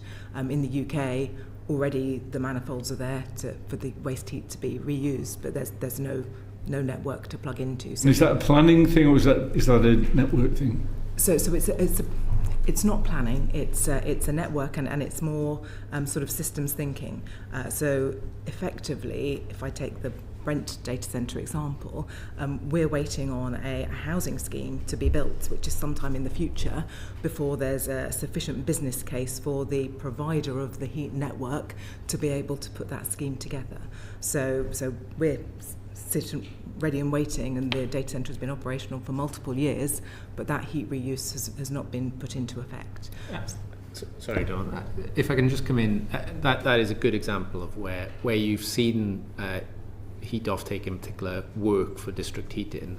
It is often in a sort of Hool site development area, so Old Oak, Park Royal area, the Olympic Park. These are good examples of where actually the data centre and housing and the district heat network were being built concurrently, and therefore there were good incentives and often a local coordinating body to make sure that those benefits were spread across the piece. It can be very hard to try and line those up sort of on a purely commercial basis, because timelines and others, other things will run differently for each of those.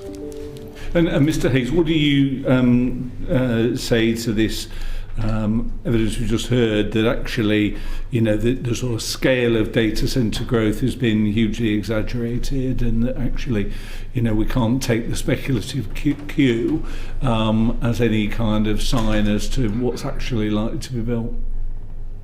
Well, I think the first thing to say is that Ofgem looked at that 50 gigawatts, and they said that of that, 20 had final investment decisions in place. They had the financing good to go.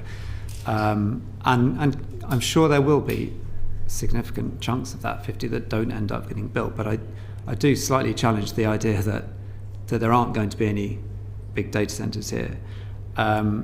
And we see that in particular planning applications as well. So we've just had a very short and some would argue slightly anti-democratic consultation with the Havering data centre out in East London, which is a 600 megawatt site, very advanced in its planning, and it's being pushed through with a local development order.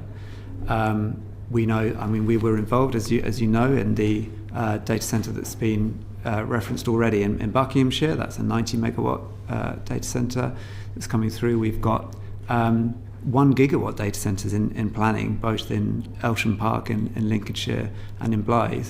And 1 gigawatt is 2 million homes worth of power.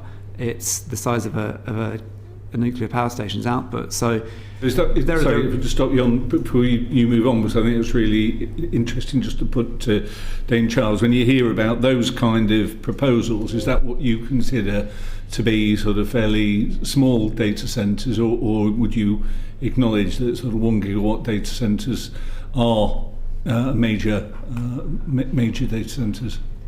Of course they're major data centres, but from my perspective, working with my investors, we would never build that speculatively.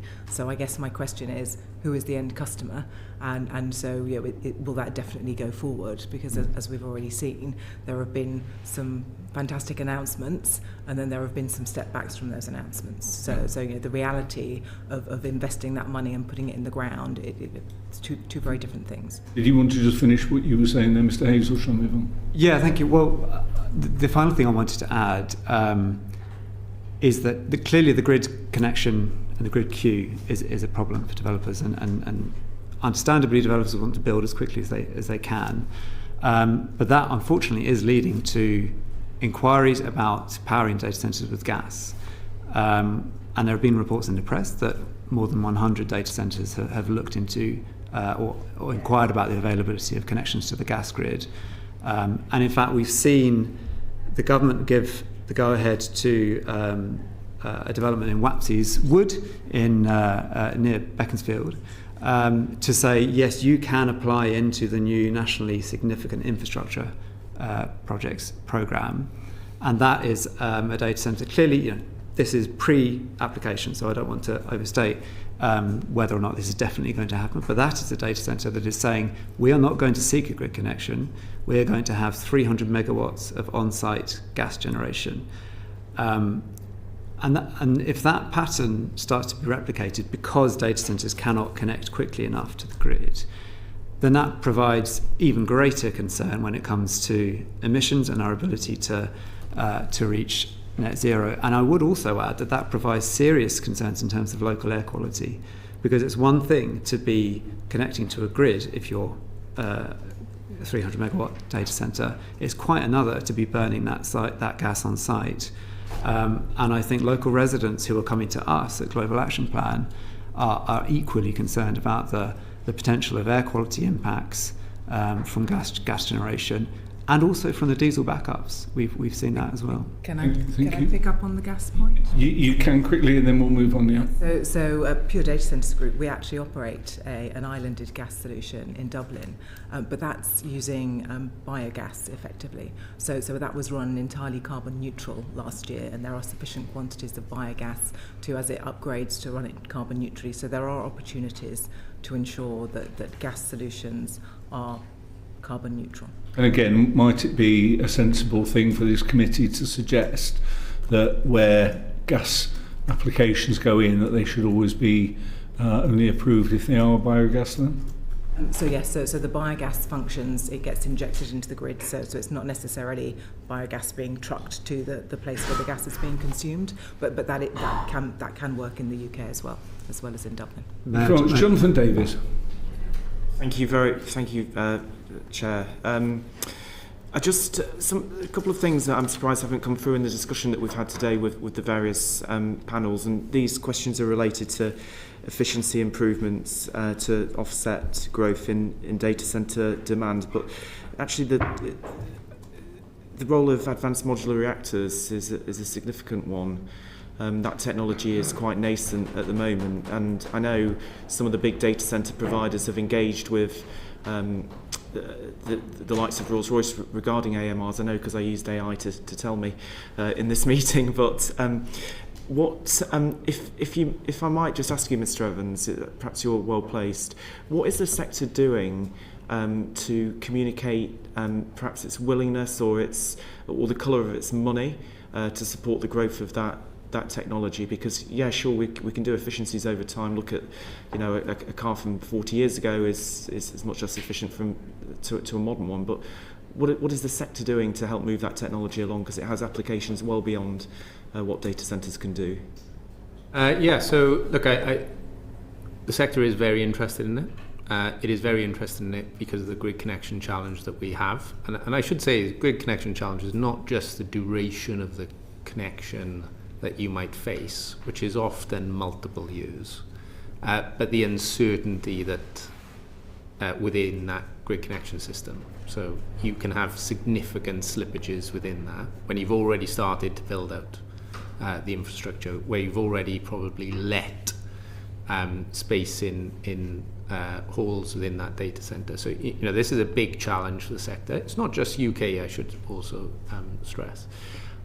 So we are looking at things behind the meter in that private wire area. Small modular reactors is one of those. I think I'll mean advanced modular reactors rather than small. Well, I think there is both micro, small, and advanced modular reactors, as far as I'm aware. So I might be getting my technologies confused here, but if we sort of use the term small nuclear reactors, then I might just sort of blanket that across. Ultimately, I think those technologies are at least 5 to 6 years away, as far as I'm aware, not least with regulatory challenges and complying with the regulatory regime, which is very sensible. That is not a solution sort of that is go live today in terms of when we are looking to build out over the next 4 to 5 years. It is interesting, I think, in terms of what that energy mix looks like beyond that point, and we are broadly supportive of having that energy mix because of the resilience that it can bring to the grid as a whole. Are you able to sort of give us a sense of how much money the sector's stumping up to support the development of advanced modular reactors? Well, I think just like how we have used power purchase agreements to incentivise renewable build, and there is a piece of research from Aurora Energy Research that estimates that power purchase agreements could bring on somewhere in the range of, or it could de-risk around 19 gigawatts of renewable energy sources over the next 10 years. The sector would be very interested in having similar power purchase agreements in place, or in co-locating build where that might make sense, so that you can more effectively use private wire. But it would be as an anchor tenant, because as the previous session heard, a lot of UK compute is cloud. That is steady state. There are obviously other forms of compute. We do not have sort of large frontier models being trained in the UK for high energy and copyright reasons, and that is unlikely to change in the foreseeable future. Where you move to sort of inferencing and other fine-tuning of models, then those workloads have an element of flexibility in terms of both their location and the amount of load that you put on them. But broadly, it is a very good anchor tenant for some of these energy build-outs.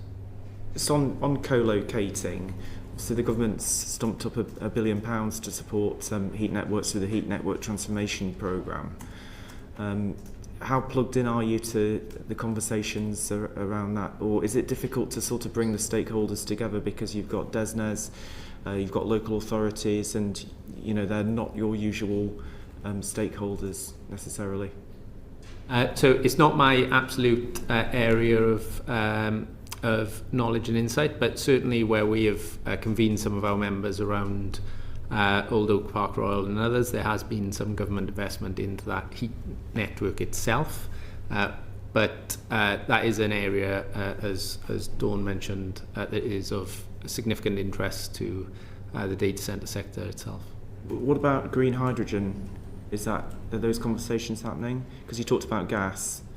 Yeah, I know again, that still requires a huge amount of electricity to produce, but if we got to a stage where we were doing that with renewables like the Nordics are and supplementing it with nuclear, is that technology you could scale up for data centres? I think as long as it meets climate commitments that the sector has, and there are really strong sort of climate commitments around the data centre sector that they have signed up to. And as long as the price point works for the sector as well, and I would say we already face a very high price point in the UK, we are open to a range of technology solutions.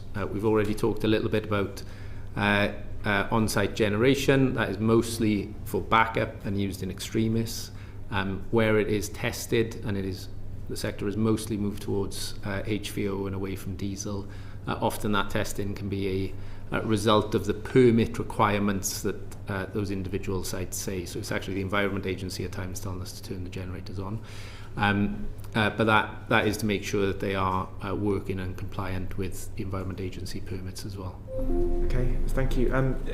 Obviously we've got a national plan to decarbonise, or largely decarbonise the grid on the energy that we use by 2030. This is going to be essentially new strain on the grid as the sector grows. But if I might come to you, Mr. Hayes, if efficiency gains in the data centres are slower than anticipated, how should government and regulators respond to prevent those data centre growth from placing unsustainable pressure on energy, water and wider infrastructure systems?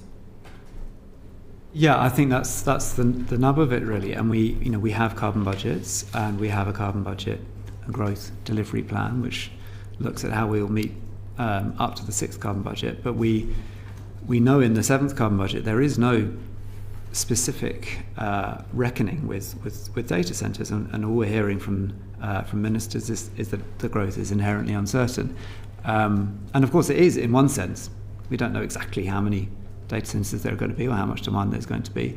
But I think we urgently need two things. We need the national policy statement that was promised in November to be delivered within 3 months, and we still haven't got it. And that will set out how we look at cumulatively the planning applications that come through the NSIP process. and more, even on top of that, we need the government to look very carefully at how this growth will be absorbed within carbon budgets, because of course carbon budgets are technology neutral. They don't say you can only have this amount of wind or this amount of whatever. It's a budget, but it is based in the reality of physics and emissions and the ceilings that we are committed to, and therefore if data centre growth is going to push up emissions, and the government decides that's what it wants to do, that's a legitimate choice, except it has to then show where the emissions are going to come down. And I think our concern at the moment is that with the kind of relaxation of planning rules and the express intention of the government to make it easier to build data centres here, there isn't a sense that somewhere else is being constrained in order to make it all add up and fit under the carbon budgets. Surely one of the levers to mitigate the environmental impacts is to have better collaboration between the opportunities that can be created through the waste heat. I was a local councillor previously, a cabinet member. I was very keen to have a data centre at the swimming pool because we could use some revenue there to heat the swimming pool and provide a useful thing, but there was just no means of getting it off the ground. Yeah, I think clearly, a number of data centres are going to be built, and we know that about 90% of the energy that goes into the data centres escapes as heat. Like that is clear. So the best use possible of that heat is going to be a good thing, and lots of communities are interested in how that waste heat could be used to drive district heating networks, etc. But unfortunately, that is sometimes being used as a reason to advocate for the construction of a data centre, rather than looking at it, as I would suggest the government ought to, as kind of, okay, when they're built, this is how we must make best use of them. Like I say, we have a worrying lack of clarity about what the overall plan is. We also have a lack of clarity about who the end users are. And there has been a little bit of discussion about that, both in the previous panel and on this. But I think the industry would help itself if it was really transparent about who the ultimate end users of these data centres were, because in the planning applications we look at and the questions we ask, it's never disclosed. And for the local residents who are concerned about the construction of these data centres, that matters, because if the end user is going to be a university that's looking to crack an intractable medical problem, they will feel very differently about it than if it is generative AI that is at the benign end, just generating pointless videos, or at the more destructive end, doing some of the things that, for instance, we saw at the beginning of the year with Grok enabling the nudification of teens. So transparency from the industry is critically important, and asking those questions, I think, is an important job that the government can do. We did ask them, do you have a list of all of the clients of the data centres up and running? And they said no. I'd love to explore this more, but I think the clock's against us now, isn't it? Thank you. Thank you. I'll bring Sarah Gibson in, and then we'll go to John Whitby. A very quick question off the back of what you have all said about being able to use some of the waste heat and the difficulties that Dame Childs mentioned too with district heating. Is there a possibility that the government's initiative on expanding the mayoral authorities would allow, if they were given the authority and the capabilities or the power to be able to be seriously strategic, and I'm avoiding the word planning deliberately on the grounds that planning in this country means nothing in terms of what it would mean to a secular person, but actually strategic thinking, strategic initiatives to be able to do some of the things that Mr. Evans mentioned had been done around Old Oak? Yes, definitely. So whenever we've had success in our conversations around district heating, it's because we've had the conversations at the local level, and that's about wanting to go in to be a good citizen effectively and sit well within the community. So where we have schemes that are going forward, so in Old Oak and the Brent scheme when it will eventually go forward, and in other European jurisdictions, it's because we've had the conversations at the local level. Do you think the mayoral authorities model will help with that? Is that Potentially, but there's a timing piece as well, because these systems don't exist here. So being able to build them out sufficiently to enable the data centres to plug in, because the heating of swimming pools is lovely, but there aren't enough swimming pools, and it's quite small scale, to be candid. So if you're trying to offset larger scale facilities, it's not a sufficient use of the heat. Sorry, Mr. Evans. Yeah, I just wanted to quickly come in. Sadiq Khan actually launched a quite significant report on data centres in London today, where he sort of reaffirmed his commitment for London to be a leading source of energy-friendly data centres. And I think that where we bring some of those development zones together, it's not sort of within London, it's actually being able to identify some areas where there is demand for data centres, and you can also start to think about what else you are building in that area. Then it starts to make it a lot easier to engage, as Dawn said, the different parts of the system to take best advantage of some of that heat offtake. Thank you. Very much. John Whitby. Thank you, Chair. Could just go back to the fact that we've heard lots of references to your backup at HVO today. I'm just a bit concerned it's being used frequently, and is that because the grid can't cope for any reason? And so it's not used frequently, it's only used in emergency, so when the grid fails, effectively. But what I would say is I think we're missing a little bit of a trick. So if we thought about all of the data centre standby power assets and our uninterruptible power supply, so our battery assets, if we were able to better use them for grid participation, and we have schemes that we've developed at Pure and at nLighten for being a good grid citizen and participating in the grid, then you could add power in to the most constrained areas, think London, and avoid some of the over £1 billion of constraint costs that we currently have on the national grid here, where we're actually turning off the wonderful renewable power and turning on other potentially fossil-fueled power sources to stabilise the grid. So I think the use of standby power and the ability for data centres to have standby power should be seen as a very good addition that could be used more thoughtfully to better enable Clean Power 2030. What's going to produce the lesser impact on the environment? Is it fabulous design for the building, or is it where the centre is sited? It is both how the building is built, and as Dawn said, new data centres that are being built are the highest sort of BREEAM, I believe is how the acronym is pronounced, and LEED sort of standards, and that is sort of the standard that the data centre sector uses. But then it is about how effectively we use that, as we've already covered in terms of power and water. I should also say that sort of it's also then what that enables you to do. NESO have AI deployed from a UK data centre in their control centre. You probably wouldn't want that being deployed from outside the country.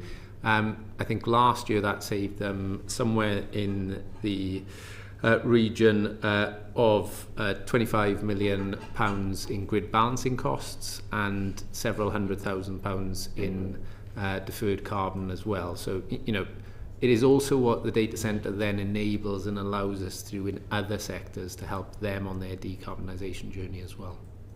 Okay. And how should the drive to accelerate development of data centres through AI growth zones be balanced against environmental constraints and local infrastructure capacity? I think that AI growth zones are what they sound like. They are an attempt to generate greater capacity of AI and data centres in specific places. And we have also seen, an attempt to kind of change the way that planning is pursued in those growth zones. So in Colham and Oxfordshire, it looks like the groundwork is being laid for again local development orders to be pursued. And I think I can see that the government's logic, if we want to streamline this process, if that's what the government is setting out to do. I would only caution that everywhere that major proposals are going in, local residents are getting very concerned and are feeling like they are not participating and not able to participate in that planning process and not able to have their voices heard, and that there is a sense that this is being done to them centrally and not involving them. And I think that is a big risk for government. And we've seen very similar approaches if we look back 10, 15 years to the attempt to kind of get the fracking industry going in this country. I would say there are lots of similarities there, that ultimately, local people didn't feel like this was for them. And it's been mentioned already, but the jobs benefits really don't seem to be what the developers are claiming. And the data centre I've mentioned already in Blythe, Northumberland, put lots of press releases out and repeated in local media that this would lead to 4,000 jobs, and the slightest bit of interrogation drew an admission that this would actually be 100 jobs. And this is a £10 billion investment in Blythe. It's enormous, which means you're getting one job for every £100 million. So I think there needs to be real interrogation of what this means for the people living in AI growth zones, and less of a kind of laissez-faire approach. Yeah, I think just to briefly come in on that, I completely understand the government's intent here. We are in a moment in time in capital investment in data centre and compute build-out, right? The amount of capex being spent globally will not be the new normal. No one expects it to be. So it is, in our view, right for the government to try to capture as much of that in a sustainable way as possible. And we've seen significant capital investment announced over the last couple of years in the UK in compute infrastructure. I think on jobs, it is challenging in terms of, you can either say that the data centre employs the exact number of people that it employs, which is the sort of direct employment, or you can say it underpins the entirety of our digital economy, which is sort of everyone. It is quite hard to then sort of narrow that down to a sensible middle. techUK did a piece of work on this 2 years ago. We believe we employ about 44,500 people across the UK in the data centre sector. That is across all sort of 650 of those sites. They are well-paid jobs. This is highly technical, often high-voltage electrical engineers. All of those are above the UK median wage bracket. But an individual data centre will employ a relatively small number of people depending on its size. And if you're at the very edge of a data centre, it might employ no people, but it does underpin everything that we do in our lives ultimately. And just to clarify on the jobs piece, if I cite our data centre in Brent, because that's a nice local example, that site is being built out over a number of years, so close to a decade. So when we say there are thousands of jobs in construction, that endures for nearly a decade in that local area. And yes, there are hundreds of jobs then in the data centre itself, which then endure for the longevity of the data centre, the entire lifetime of the data centre.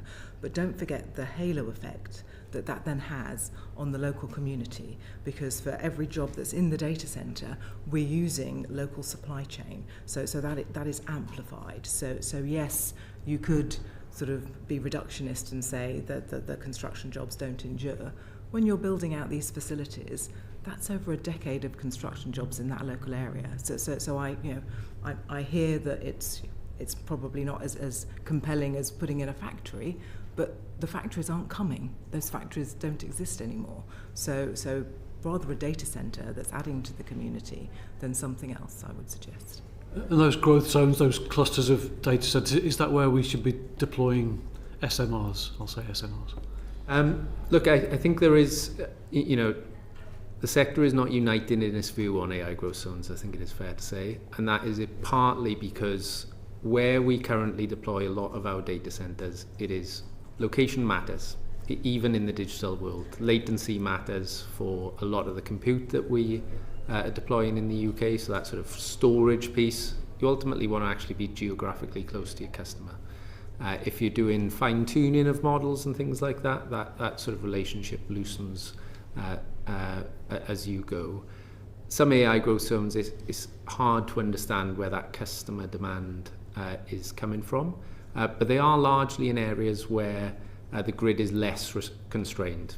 So there is logic to where they have gone, but it's about how do you then use that data center as more of a flywheel effect to stimulate some of that demand, stimulate the local sort of digital economy as well. And that does involve government sort of looking as a whole of government approach to make those a success. Mr. Hayes, are there any environmental constraints that would rule out a site completely, regardless of mitigation? Yeah, the best and most memorable acronym I've heard is Beyonce, which is bring your own new clean energy, which I like a lot. And I think that's of critical importance.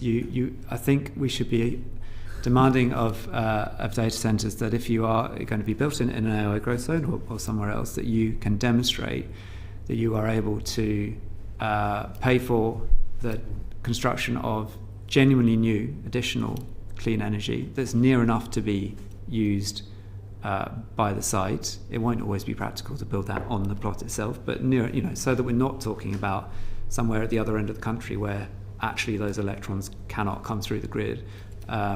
So it has to be new and additional. It has to be clean. And I would say, despite the example that was given around biomethane, whereas correct me if I'm wrong, but as I understand it, that was biomethane. It was bought from Germany and injected into the last year grid. was all locally sourced. Okay, forgive me. Well, as I understand it, there is only capacity in the UK for about 8 terawatt hours of biomethane, and that's the equivalent of one large data centre. So, and we know that biomethane requires an enormous amount of land for the crops to be grown. So, personally, I would rule that out. Global Action Plan, we would rule that out and say this does have to be genuinely new, additional clean energy. So, Beyonce is me. Thank you. Thank you very much. Sarah Gibson. Thank you, Chair. I'm just picking up a little bit on the point that Mr. Hayes made about local communities feeling that these applications, especially now that they can be referred up very quickly because their strategic infrastructure is happening to them rather than with them. I mean, this is a general problem with development and the lack of transparency over our planning system. But in this case specifically, I mean, do you feel that at the moment some of the sort of voluntary sustainable commitments by operators is sufficient to try and make communities feel that they are getting that co-benefits from having the data centre? Or do we actually need a sort of regulatory framework that would require some more public engagement, some more public and community benefits that in such a way? I mean, some of our solar farms are starting to do a community benefit companies within part of their infrastructure, which is certainly changing the tide of how people feel about it. What else do you think, both regulatory and from the industry, I'll come on to you both afterwards, we should be doing? Yeah, I think there is a lack of trust about the voluntary commitments that are coming through from developers, rightly or wrongly. That certainly the communities that reach out to us don't buy it, basically. And as we saw in the recent legal challenge around the Buckinghamshire data centre, we do now have the precedent set that voluntary commitments made by developers must actually be concrete and legally binding. And I think that will help. I think that will actually help developers, because then communities can see what's in an application and say, well, that has to happen. What's been promised there has to happen. So I think that's an important step forward. I will say that though we are still seeing plenty of applications where there are attempts to mitigate the environmental impact associated only with like the administrative offices of these data centres. So there is a strange definition that says regulated energy is actually only that associated with the kettle and the printer and the heating of the back office, and that the servers themselves count as unregulated energy, and that is clearly not something which is that when that meets the real world, it doesn't stand up to scrutiny. So I would again strongly encourage regulators to be transparent. To developers to be transparent in those applications and say, no, this is this is our total energy footprint, these are our associated emissions, and this is what we're going to do to mitigate them. The final thing I would say is that, that we have had slightly strange examples reported to us of for instance, in that Havering case I gave earlier, the developer saying to the local community when they were concerned about the heat coming off the data centre, well, don't worry, because you'll be able to grow aubergines and cucumbers with that excess heat. And that doesn't really meet the seriousness of the concerns of the local community. They are concerned about this enormous infrastructure and how it might change their local area. And so for developers to make slightly flippant remarks like that, I think is unhelpful. So I would urge developers to enter into it in good faith and be as transparent as possible and try to build trust. And again, be totally clear about who the end users are going to be and what they're going to be doing in that data centre, because I think that will help. I presume they weren't actually offering to build the polytunnels for the cucumbers. It wasn't actually a serious scheme, I take it. Not to my knowledge, no. Oh, right. Can I ask either of you, because you're involved in those sort of schemes which do have these co-benefits and have been more successful than some of the ones that Mr. Hayes is suggesting, what further things do you think would help to make it a level playing field so that everybody is doing the kind of things that you have discussed? And so, from a pure or enlightened perspective, more than comfortable if the voluntary schemes are made mandatory, because I think that's entirely reasonable. I think maybe some of the anomalies, and I can't speak for other developers' schemes, but perhaps some of the anomalies and nuances that come through the current planning system is that the developer is only talking about the building that they are building. We can't possibly talk about our customers' use of the compute, so the power usage effectiveness, you are talking about the 0.2 or the 0.3 and not the 1. So that was my point around that I made earlier around looking at the improvements in efficiency of compute, and doesn't irrelevant of who the end customer is, that efficiency of compute is really mandated by the chipsets they put in, and the developer very rarely owns those. So some of the self-developed sites that the big tech companies are building for themselves, of course they can comment on that, but particularly if you're developing a site and you don't yet have an end customer, then you can't do that. And when a scheme goes through planning, we may not yet have had an end customer, because generally our customers need to know that the scheme is already consented and that you already have your power application. So at the point of planning, I couldn't possibly tell you who my end customer was, because I don't know. I could give you an example of, well, it's likely to be one of these 5, but I don't know which because I haven't sold it yet. So that might be where some of those anomalies are coming from. And just very briefly, look, data centre is largely a new asset class, and particularly a new one in the public eye. So, it is on the sector to explain sort of what we do and what data centres enable. And sometimes, I agree with Oliver, actually, we haven't been we've been our own worst enemy sometimes when it comes to sort of explaining that. There are sometimes very good reasons why we can't say, and the data in this infrastructure build out is going to be used in the NHS, because it may well be that the NHS definitely doesn't want us to say that, or that the regulatory and resilience regimes that data centre operate under forbid that as well, right? So for critical national infrastructure reasons, I think the sector really does want to work with local communities. Ultimately these are significant capital investments that are going to be there for a long time. They're going to be a part of that community for a long time. So really the sector does want to do that. It can at times be a bit of a challenge to engage with a variety of local community groups around some of this, but I think that is on the data centre sector to do that better. Part of the challenge is we can't always say, come and have a look to see what the data centre looks like. These are, as I said, critical national infrastructure. They are secure facilities. So it is sometimes hard to sort of make that happen and to demystify them at times. I think despite that, the best polling that I've seen on this shows, and it's not a huge margin at all, but that ultimately the public do support data centre builds, both at a national and at a local level. There is a big don't know in that, but ultimately they do still favour that, and I think that was polling by Public First this year.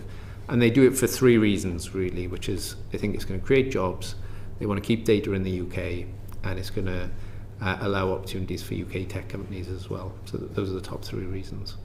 And people are always very keen on infrastructure as long as it's not in next to their own home. That did ask them actually in your locality. Now, I will agree that the majority did decrease slightly, yes. but it was still a majority.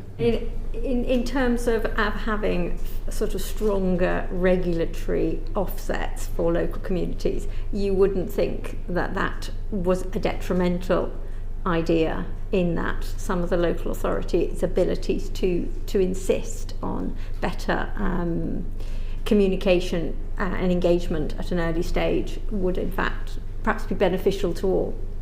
And so I don't see a challenge with that. I do think there are some movements in the planning system which could be beneficial. So rather than the Section 106 stuff just going into a big black hole and paying money, doing more meaningful things. So our biochar facility and our decarbonisation platform through A Healthier Earth, maybe doing some meaningful things with that. Or, for example, around our London sites, we build urban forests. We work with the local communities and local schools. So doing meaningful things with the Section 106 funding, increasing the biodiversity in the local area.